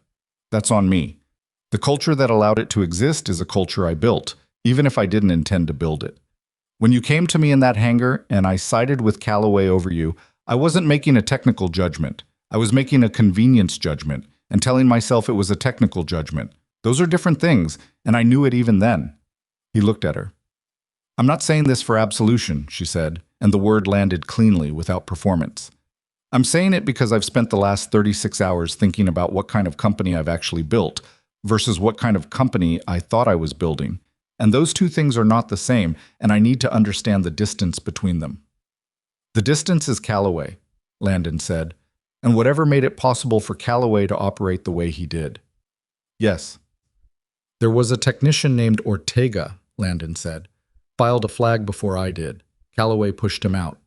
A brief pause. Her jaw tightened. I know. The FAA told me this morning. I didn't know about Ortega before yesterday. She set her cup down. That's going to be a harder thing to live with than what happened to you because you're here. What you went through yesterday was visible. Ortega just disappeared. Landon looked at her steadily. He's going to need to be found and made whole. He's already been found, she said. Patricia has been in contact with him since this morning. That process has started. She paused. He's working at a fuel depot in Tucson. He's been there 7 months. Landon sat with that for a moment. I thought about a man doing fuel depot work in Tucson because he'd filed a safety report about a landing gear assembly and the quiet ugliness of it. Not dramatic, not visible, just a person's trajectory bent quietly in the wrong direction by someone protecting a quarterly number. What do you want from this meeting? He asked. She seemed to appreciate the directness. I want to ask you something that I don't have the right to ask. Ask it. She looked at him. Come back. He was quiet. Not the same role, she said quickly. I'm not asking you to pick up your toolbox and go back to Bay 7. I'm asking you to help me fix what's wrong. The safety culture, the reporting structure, the gap between what our protocols say we do and what we actually do. I need someone who will look at what's there and tell me what they actually see, and who has enough experience to know what it means. She paused. Someone who I can't pressure into telling me what I want to hear, which means it has to be someone who's already proved that I can't. He looked at his coffee. I'm not a corporate person, he said. I know. I don't do politics. I know that too. If I'm looking at something and I tell you it's wrong, I need that to mean something. It would, she said. That's the entire point. He looked at her for a long moment. She met it without flinching, which was something he noticed. What does this actually look like? He said. The role. She'd thought about this. He could tell from the way she answered, not rehearsed, but considered. Full authority over safety determinations. You ground an aircraft, it stays grounded. No committee review, no executive override, no shareholder pressure coming down through middle management. Your determination is final until a qualified third party contradicts it with data. She paused. You build the reporting structure from scratch. What it looks like, how it works, who people can talk to without it getting buried. You choose your team. I'd need someone with legal authority to enforce the reporting protections, he said. Not just policy language, actual teeth. Patricia will make that happen. Federal whistleblower protections plus internal structure. I'd need it in writing before I walked in the door. Done. He looked at his cup again. He turned it slightly on the table. I have a condition, he said. Okay. Every employee, from the newest hire on the floor to the senior engineers, has the right to file a safety observation without routing it through their direct supervisor first. It goes directly to the safety office. Direct line, no intermediate filter, no way to bury it. She didn't hesitate. Yes. And if anyone is retaliated against for using that line, it's a terminable offense for the retaliator, regardless of their level. Yes, she said again. He was quiet for a moment. He looked at the window, at the street outside, at the ordinary mid-morning foot traffic of people doing ordinary things in the ordinary city. He thought about Maisie telling him not to let it make him weird. He thought about Torres in the cockpit, hands shaking, flying anyway. He thought about Ortega in Tucson. I'll think about it, he said. Sienna nodded. She didn't push. That was interesting. He'd expected her to push, to counteroffer, to negotiate, because that was what she did. Instead, she just nodded and picked up her coffee cup. That's fair, she said. They sat for a while longer and the conversation moved into something slightly less loaded. The logistics of the investigation, what the company was doing about the Singapore relationship, which she addressed with a pragmatic candor that he found himself unexpectedly respecting. She didn't minimize what had gone wrong or frame it as a communications problem. She called it a structural failure and talked about it the way a person talks about a structural failure, in terms of what broke and how and what you do about the break. She was not a simple person, he was realizing.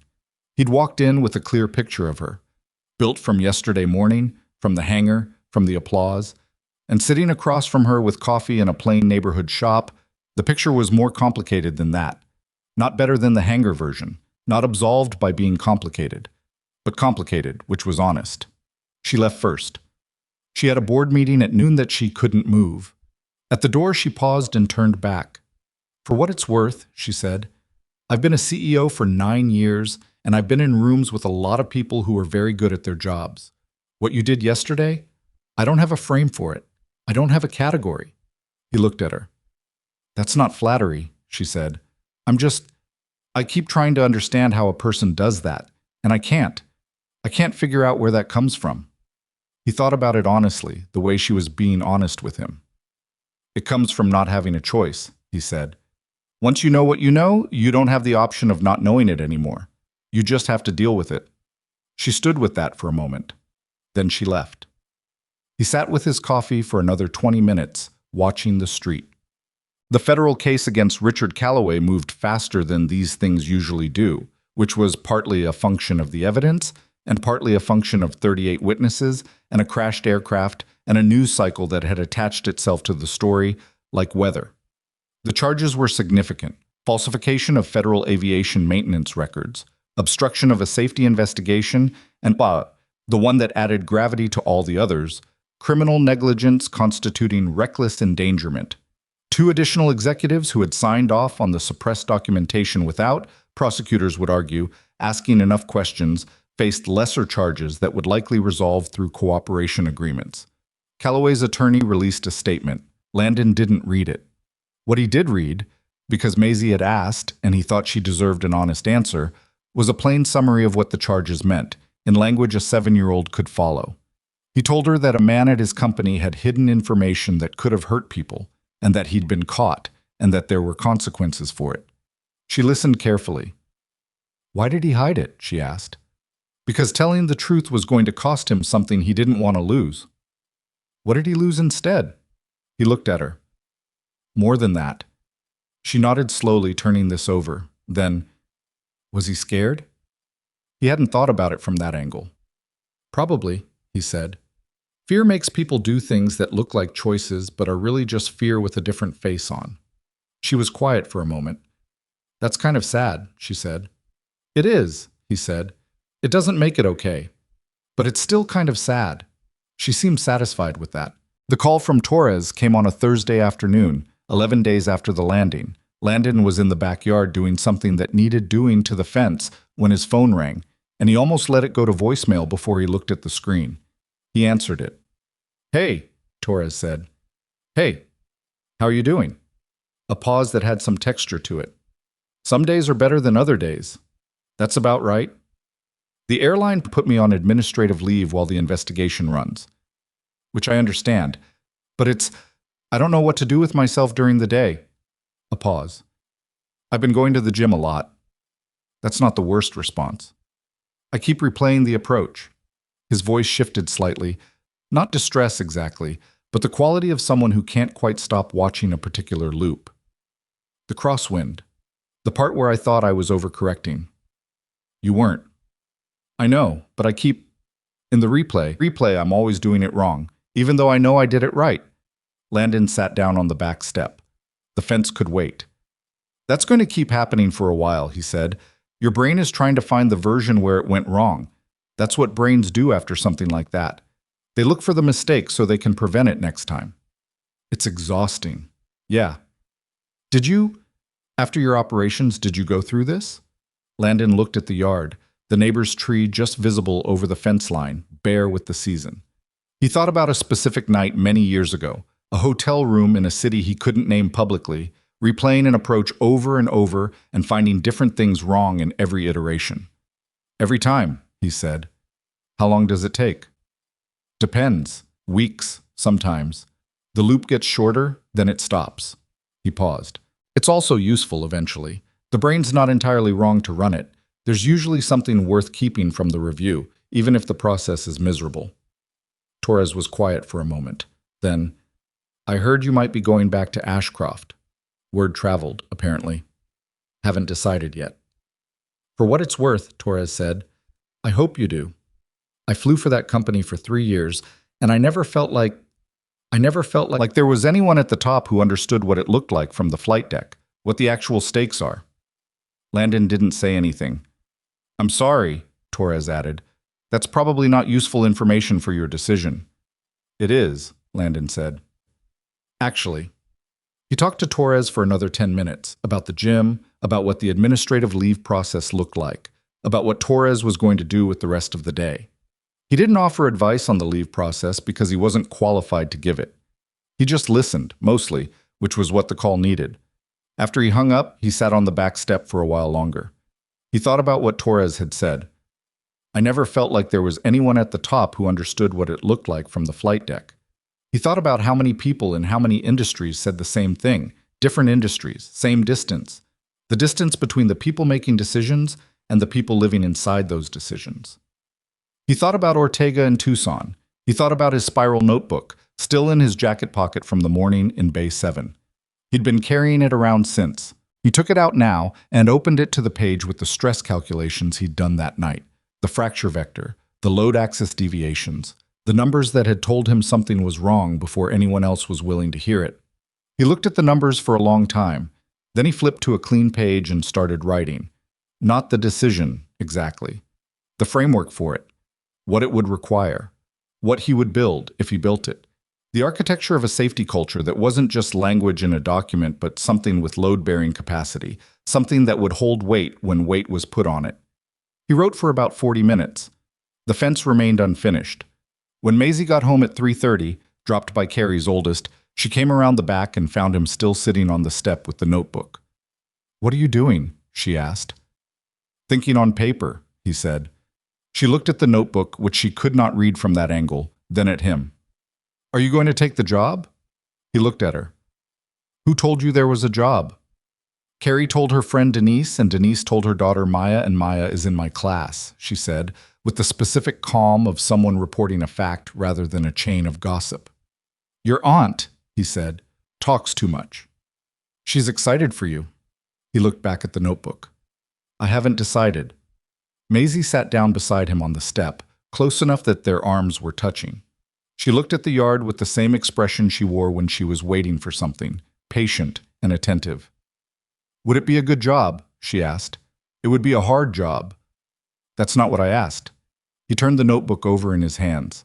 I thought about what it would mean, the scope of it, the weight of it, the specific difficulty of trying to change the culture of a large organization from the inside, which was not an exercise for optimists or the faint of heart. He thought about everything that could go wrong and everything that could resist and everything that had already gone wrong and already resisted. He thought about 38 people on an aircraft that should never have left the ground. He thought about Ortega, 7 months in Tucson. Yeah, he said, it would be a good job. Maisie nodded, once, the small grave nod. Then you should probably do it, she said.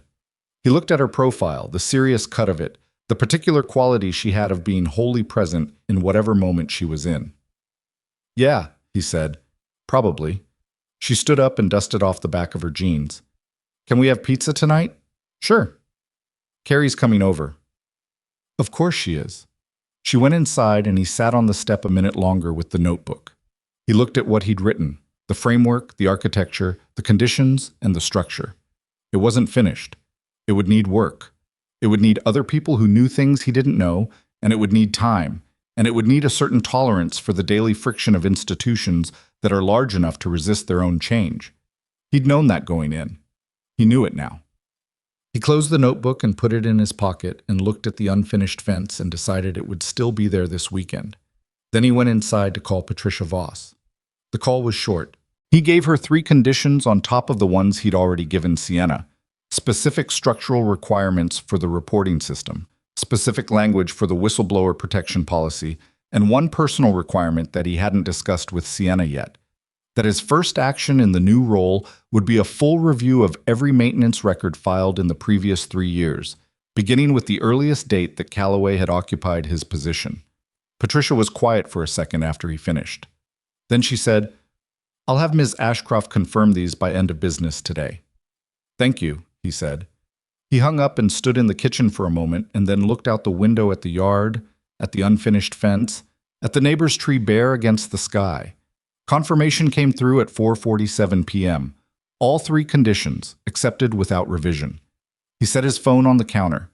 He thought about Maisie's voice that first night. I knew you would.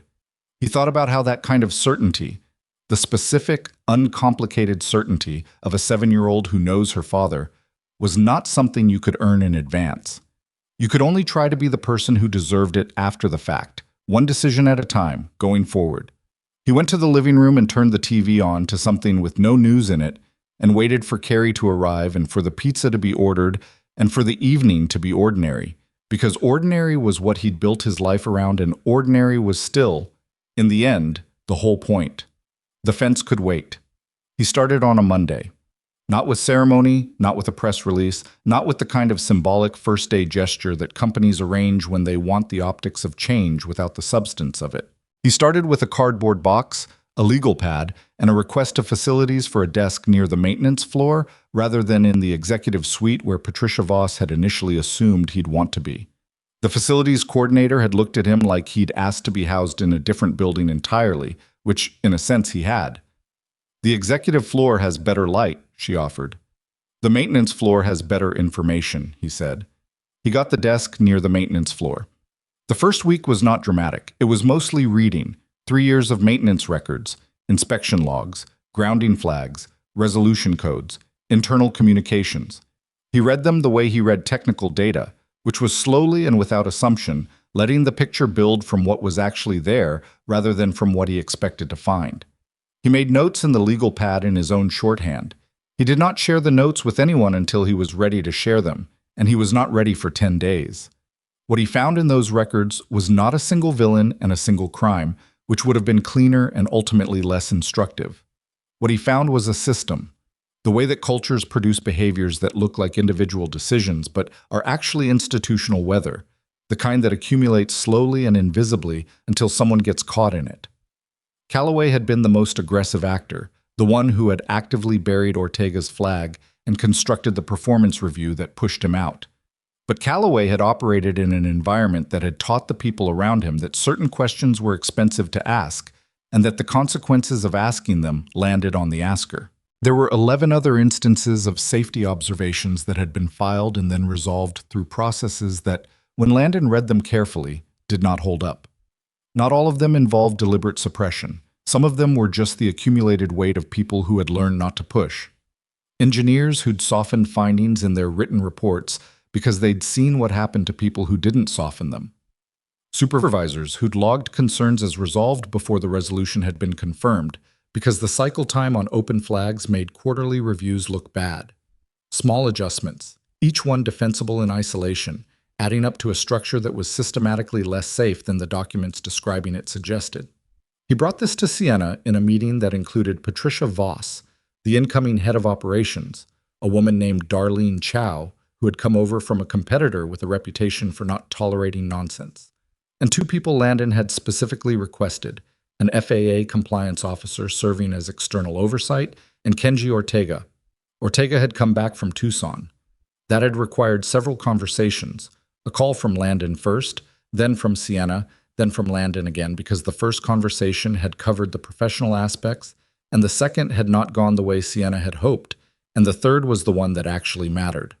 Ortega was 36, quiet, in the way that people who have been quietly wronged tend to become, with a specific wariness around institutional settings that Landon understood because he'd seen it before in people who'd been punished for doing the right thing. It didn't go away quickly. It didn't fully go away at all in most cases. It just got incorporated. Ortega had agreed to come back in a limited capacity, as a field inspector with a direct reporting line to the safety office, which meant to Landon, which meant to nobody who had any incentive to bury what he found. He'd made clear this was probationary from his side. I was giving the company a window to demonstrate whether what it said about itself now matched how it actually behaved. Landon had told him that was the only reasonable position to take. In the meeting, Landon walked through his findings without softening them. He used specific examples without identifying individuals by name where the records didn't require it. He wasn't interested in a public accounting of every person who'd made a bad call under pressure. He was interested in fixing the pressure. He laid out the pattern and what it produced and what it would have continued to produce. Sienna listened. She didn't interrupt, which he'd noticed was something she did when she was actually receiving information rather than preparing her response to it. She'd gotten better at that distinction over the weeks since the cargo facility, or maybe she'd always been capable of it, and the situation had stripped away whatever had been in the way. When he finished, she sat for a moment. "How many of these cases need formal review?" she asked. "All of them," he said. "Not all of them will produce significant findings, but every one of them goes back through the process with clean eyes. The resolution codes don't carry forward." She nodded. "Timeline?" 90 days for initial review, 60 additional days for any secondary investigation flagged in the first pass. He paused. During the review period, all affected aircraft class types get enhanced pre-flight protocols. I've drafted them. They're in the folder. Darlene Chow picked up the folder. Ortega looked at the table. Patricia made notes. The reporting system, Sienna said. Goes live in 3 weeks, Landon said. We've built it with external hosting so the reports don't route through any internal server where they could be accessed by someone with reason to access them. Anonymity is optional for the filer, mandatory for the company. We can't compel identification even if we want to. Every report gets a case number. Filers can check the case number to see status updates. He looked at her. The policy language is in the second folder. Patricia has reviewed it. The FAA compliance officer has reviewed it. I'd like both their sign-offs before it goes public. Both of them nodded. The staff meeting, Sienna said. He'd known this one was coming. She'd proposed it 2 weeks earlier. A company-wide meeting, all staff, something that addressed what had happened directly and publicly. He'd pushed back initially, not because the idea was wrong, but because he'd wanted it done right rather than done quickly. 3 weeks, he said. Same day the reporting system goes live. You address everyone. I don't want it to be a performance. No produced remarks. No talking points that sound like talking points. You tell them what happened, what you found, what you're changing, and why. You tell them about Ortega by name, with his permission. He glanced at Ortega, who gave a small nod. You tell them that what happened to him was wrong, and that you're telling them by name so that everyone in the building understands the company knows the difference between a person who protected the company and a person who protected himself. Sienna looked at Ortega. If you're willing, she said, I'll understand if you're not. Ortega was quiet for a moment. I'm willing, he said. He said it without warmth, which was appropriate. I wasn't forgiving the company at this table. He was agreeing to allow his name to be used in a way that might prevent someone else from going through what he'd gone through. Those were different things, and everyone in the room understood that. Thank you, Sienna said. The meeting ended and the work continued, which was always how it went. The staff meeting happened on a Tuesday morning, in the same hangar where Landon had been fired 6 weeks earlier. Sienna had asked him if he wanted her to start differently, somewhere else in the building, somewhere without the specific weight of that particular space. He'd said no. The weight was the point. You didn't get to choose a neutral setting when the setting was part of what needed addressing. Every employee had been asked to attend. Almost all of them did. The ones who couldn't be there in person were on a live internal feed. The hangar held more people than it usually did, and the acoustics of it, the high ceiling, the concrete, the quiet industrial hum, gave the whole thing an unplanned solemnity. Sienna stood in roughly the same spot she'd stood when she fired him. He stood near the back. She spoke for 22 minutes without notes, which he'd told her to do and which she'd resisted until she'd tried drafting remarks, and found that every written version sounded like something that had been reviewed by legal before anyone alive had touched it. She was better without notes. Her natural register, when she wasn't managing it toward a particular effect, was direct and undecorated, and that turned out to be exactly what the room needed. She didn't minimize.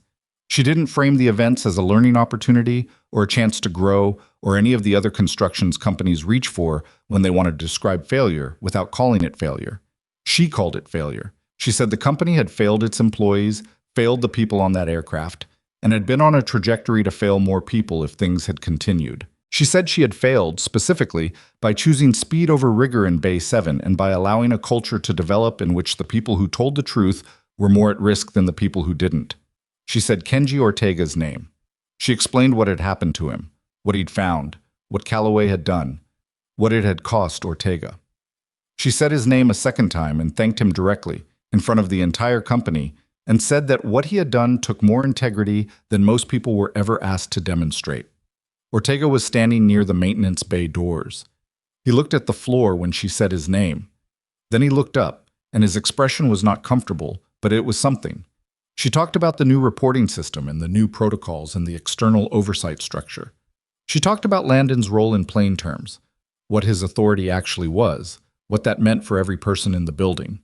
She said, if you see something and you're afraid to say it, the system has failed before you filed a word. We've built something so that doesn't happen. Use it. She looked at Landon across the crowd at the end. She didn't do anything theatrical. She just looked at him, briefly, and then she said, "Some mistakes don't come with a second chance. We got one anyway. That's not something I'm going to waste." The applause that followed was different from the applause 6 weeks earlier. Landon heard it and felt the difference without being entirely sure he could have articulated it to anyone. The earlier applause had been relief. Relief that a problem had been resolved, that a hierarchy had been confirmed, that the inconvenient thing had been removed. This was something more uncertain and more real. People clapping because they weren't entirely sure things were going to be better, but they wanted them to be, and wanting it was a start. He didn't clap. He stood near the back with his arms at his sides and watched the room, and when the applause faded, he went back to work. Calloway's trial was set for the following year and would eventually produce a conviction on 2 of the 3 counts. The falsification charges stuck. The criminal negligence count was reduced through plea negotiation in a process that satisfied no one completely, which is generally how the legal system produces its results. The 2 cooperating executives received suspended sentences in exchange for testimony. A civil suit filed on behalf of the 38 passengers was settled before it reached a courtroom, in terms that the company did not publicize and that Landon had no involvement in and no opinion about, because it was not his domain. He had enough domain already. The 3-year maintenance records review took 94 days and produced formal reinvestigation flags on 31 cases, 11 of which ultimately led to modified maintenance protocols, and 3 of which led to recalls on specific component inspection schedules across the fleet. None of the 31 had involved immediate catastrophic risk. 12 of them had involved elevated risk that had been minimized through luck and interval. The gaps in the inspection schedule had been covered by the fact that the affected components hadn't been pushed to their stress limits during the window of exposure. That was not reassurance. That was probability, which operates without regard for fairness, and the gap between a near miss and a disaster is not competence most of the time. It's just the shape of the moment. Landon wrote that in his notes, and then wrote it more plainly in the executive summary of the review that he gave to Sienna and the board. The absence of a crash is not evidence of a safe system. It is evidence that the system hasn't failed yet. The board found this unwelcome. He'd expected that. Sienna had sent him a message after the board meeting. They pushed back on the language. He'd replied, "I know." She'd replied, "I told them the language stays." He'd replied, "Thank you." She'd replied, "Don't thank me. You were right." He read that exchange later in a way he hadn't read it when it was happening, and understood that it represented something real shifting in how Sienna Ashcroft operated. Not a complete transformation, because people don't transform completely, but a recalibration of what she was willing to defend and against whom. She pushed back on her board for the language because she'd learned, at 38,000 feet, what happened when language got softened to make the people at the top of the organization more comfortable. That lesson had cost 38 people a day they would never entirely recover from. She was going to let it cost her something too. Daniel Torres returned to flight status 8 months after the emergency landing. Landon heard about it from Park, who'd kept up a loose correspondence since the night of the operation. Torres had passed his psychological readiness review, completed additional training in compound systems failure management. Landon had contributed to the curriculum design for that training, which was its own kind of completion, and had been reinstated by his airline with a commendation in his file. He called Landon on the day he got his reinstatement letter. "I did it," Torres said. He sounded younger than he had on the radio that afternoon over the mountains, which was strange given what he'd been through. He sounded, Landon thought, like someone who'd been carrying something very heavy and had just learned that carrying it had changed his body in ways that would make other heavy things more manageable. "Good," Landon said. "I wanted to tell you before anyone else." "I appreciate that." A pause. "I've been thinking about what you said, about the loop, about how the brain runs the replay looking for the mistake." "Yeah." "It stopped," Torres said. "Not completely, but mostly. And you were right. When I go back through it now, there are things I notice, things I do differently on the front end, before the failure cascade. I filed an observation with the airline about a gap in the pre-flight protocol for high-altitude pressure cycling. They're reviewing it." Landon sat with that for a moment. "Good," he said again, and meant it differently this time. "I got the idea from something I read," Torres said, "about how the absence of a crash isn't evidence of a safe system. I don't know who wrote that, but it stuck." Landon almost smiled. "I have some idea," he said.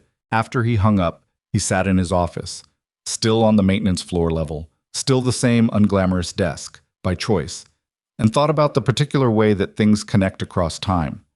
A man files an observation in Tucson and nobody reads it, and a technician in Denver finds the same thing 11 days later and gets fired in front of an audience, and 3 hours after that, the audience doesn't matter anymore. A co-pilot survives a mountain valley in Colorado and files a protocol observation 8 months later, and somewhere in the chain between those two things is the entire argument for why any of it was worth doing. He thought about what he'd told Torres on the radio, bring them home. He thought about how that instruction contained, without his having planned it that way, everything he believed about the work, that the work wasn't the machinery or the protocols or the certifications or the titles on the organizational chart.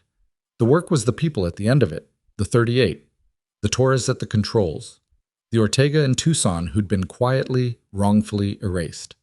The work was always the people, and if you lost sight of that in the daily friction of institutional life, you lost the only thing that made the friction worth enduring. He'd built his career on that understanding, and then he'd walked away from the career to apply it in smaller and more immediate terms, in school pickups and badly shaped sandwiches and bedtime reading and being in the room when it mattered. He didn't regret either version. They were both the same understanding, just operating at different scales. The picnic had been Cora's idea. She'd come back to Denver for a long weekend in late spring, nominally to visit Sienna, but practically to manage the seating chart for Sienna's life, which had been her role since they were children. She was one of those people who moved through the world identifying what was needed and arranging for it without making a production of having done so. And what she'd identified was that her sister had spent the past several months living inside her own correction, all accountability and reconstruction and strategic planning, without pausing long enough to let herself experience anything other than the project of becoming better. You need to spend time with people who aren't employees or investigators, Cora told her. Landon isn't an employee in the traditional Sienna. Fine. Cora called Landon on a Wednesday. I'm organizing a picnic, she said. Small. The airfield out past Morrison. I looked it up. There's a grass strip there that apparently you know about. This Saturday. Landon was quiet for a second. How do you know I know about the Morrison strip? Because I've been doing my homework, she said. Also because Maisie told me. When did you talk to Maisie? Sienna called to ask your daughter something, and I answered the phone by accident, and we had a lovely conversation. He put his hand over his face briefly. Cora. Saturday, she said. Noon. Bring whatever you want. I'm bringing food because I've seen what Sienna brings to social occasions, and it's always from a caterer, and it always has unnecessary garnish. He told Maisie about it that evening, expecting negotiation. Maisie had strong feelings about how her weekends were structured. Instead, she looked up from her homework and said, Is Cora going to be there? Yes. Okay, she said, and went back to her homework. He stood in the kitchen for a moment. When did you talk to Sienna's sister? He asked. She's nice, Maisie said. She asked me good questions. What kind of questions? About you. She looked up. I told her you make eggs when you're stressed, and that you still can't cut a sandwich properly. He stared at his daughter. What? She said. It was a conversation. Bob. The Morrison Strip was a private grass airfield, 800 feet of mowed turf running east to west with a low fence on the north side and an open view of the foothills to the west. It belonged to a retired aerobatics instructor named Bud, who kept 2 aircraft in a small hangar on the property and rented the grass occasionally to people who wanted to fly out of somewhere with fewer forms to fill in. Landon had known Bud for 4 years through the informal network of people who take aviation seriously enough to want less paperwork around it. Bud had agreed to the picnic with the particular ease of a man in his 70s who had long since stopped requiring events to have conventional justifications. The day was one of those late spring Colorado days that the rest of the year exists to occasionally produce. The sky a specific shade of blue that has more depth to it than height. The air cool in the shade and warm in the sun. The Rockies to the west so clear they looked painted. Bud had set up a folding table near the hangar and was sitting in a lawn chair when they arrived, reading something with his feet crossed at the ankle, and he waved without looking up. Cora had brought, as promised, actual food. Sandwiches that were correctly shaped and a pasta salad, and something involving strawberries that Maisie immediately identified as her primary concern for the afternoon. Sienna had brought coffee in a thermos because Cora had told her not to bring anything, and she'd compromised on coffee, which was technically a beverage. They ate near the strip in the particular loose arrangement of people who are not quite sure yet what they are to each other, which is most honest groupings of humans if you catch them early enough. Cora talked most comfortably, which was her nature, filling in the silences without papering over them, asking Maisie questions that were genuinely interesting rather than the adult talking to a child versions that Maisie had been noticing and quietly resenting since she was about 5. Sienna was less comfortable, which was its own kind of honesty. She ate her sandwich and drank her coffee and watched Maisie with the expression of someone recalibrating what they'd expected to find against what was actually in front of them.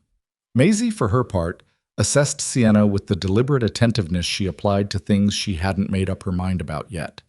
At some point in the early afternoon, while Cora and Landon were talking to Bud about the aerobatics plane in the hangar, Maisie climbed up on the fence rail at the edge of the strip and looked out at the mountains.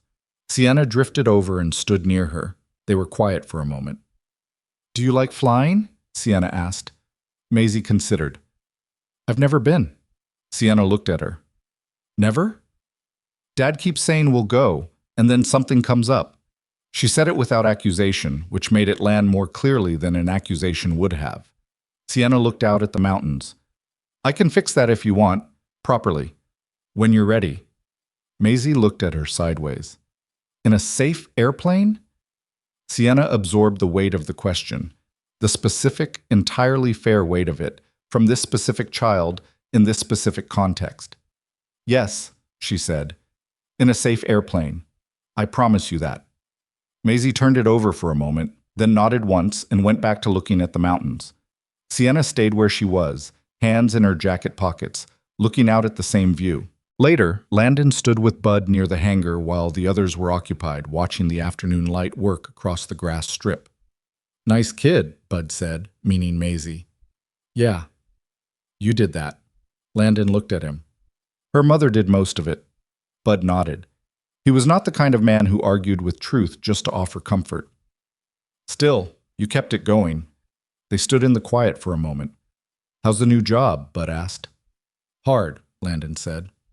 "Good. You gonna stay?" Landon watched Maisie on the fence rail and Sienna standing beside her, two figures against the open sky. He watched his daughter say something that made Sienna laugh. Actually laugh, not the managed version, but the real one, the one that changed her whole face. He watched Cora look over from where she was talking to Bud's wife and catch the same moment and smile at it without anyone noticing her smile. He thought about a morning in Bay 7, a toolbox, a spiral notebook, numbers that didn't add up the way they should. He thought about the sound of tires on concrete in a mountain valley, in the dark, at the end of a day that should have gone differently. He thought about all the distances between things, between the decision and the consequence, between the damage and the repair, between the person you've been and the person you find yourself becoming when you don't have the option of staying in place. There's a thing that people who work with aircraft understand that people who don't sometimes miss, which is that the safest moment of any flight is not the takeoff, and not the cruise, and not the landing. It's the inspection before. It's the person with the flashlight and the notebook, in the maintenance bay, running the numbers that nobody else wants to run, finding the thing that could go wrong before it goes wrong. It's unglamorous work and it happens in the dark, and most of the time nothing is found. And that's exactly the point. Most of the time, nothing is found because someone was looking. Landon had spent his life learning how to look, for fracture patterns and load deviations, and the small structural truths hiding inside systems that had been assured and reassured to be fine. He'd done it for aircraft, and in a broader sense, he'd done it for everything. The gap between what people said they were doing and what they were actually doing, the distance between the surface and the thing underneath it. He didn't think of this as heroism. He'd never thought of it that way. The word belonged to a story someone else was telling about events from the outside and stories told from the outside. Get the outline right and miss the inside, where everything actually lived. From the inside, it was simpler than that. You saw the thing, you said the thing, you stayed with the thing even when staying with it cost you something. That was the whole of it, repeated across a life. in 100 contexts, most of them ordinary. The trick, the thing that took genuine practice and genuine intention, and that most institutions spent considerable energy making as difficult as possible, was to be the kind of person who didn't stop looking just because the people around you needed you to stop looking.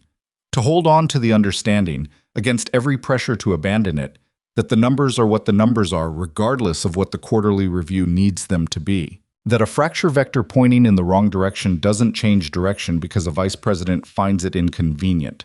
That 38 people on an aircraft are still 38 people who need to come home. He thought about what he wanted Maisie to know when she was old enough to take it in fully.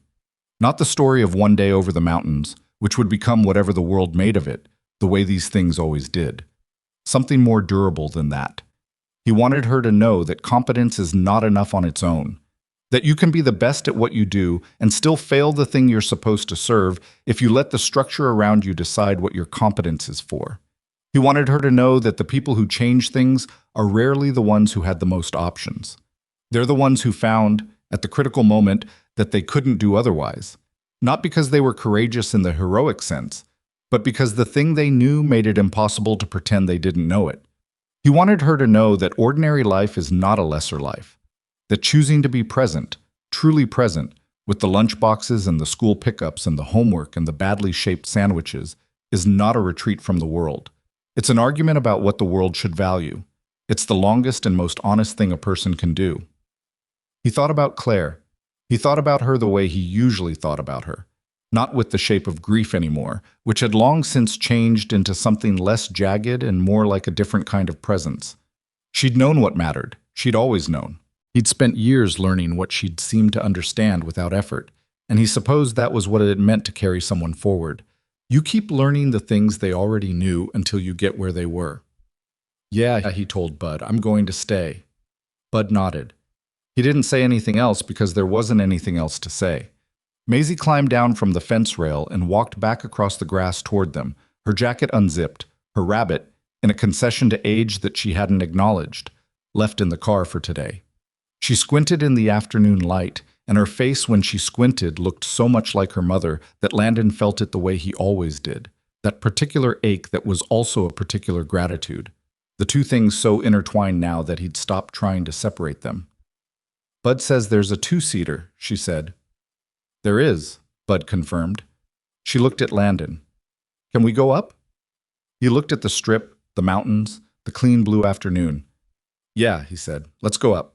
She grabbed his hand and pulled him toward the hangar, already asking Bud whether she could sit in front, and Bud was already explaining about instrument panels, in the way of a man who has been waiting his whole life for someone to ask, and behind them Sienna and Cora stood in the afternoon light watching them go. Cora said something quietly to her sister. Sienna laughed again. The real one. The mountains stood where they always stood, patient and enormous, and the grass strip ran east to west in the late afternoon sun, and somewhere above the foothills a small aircraft climbed into the blue and kept climbing, and inside it a man and his daughter looked down at the world they lived in and found it, from that angle, exactly as large and exactly as worth it as they'd believed it to be.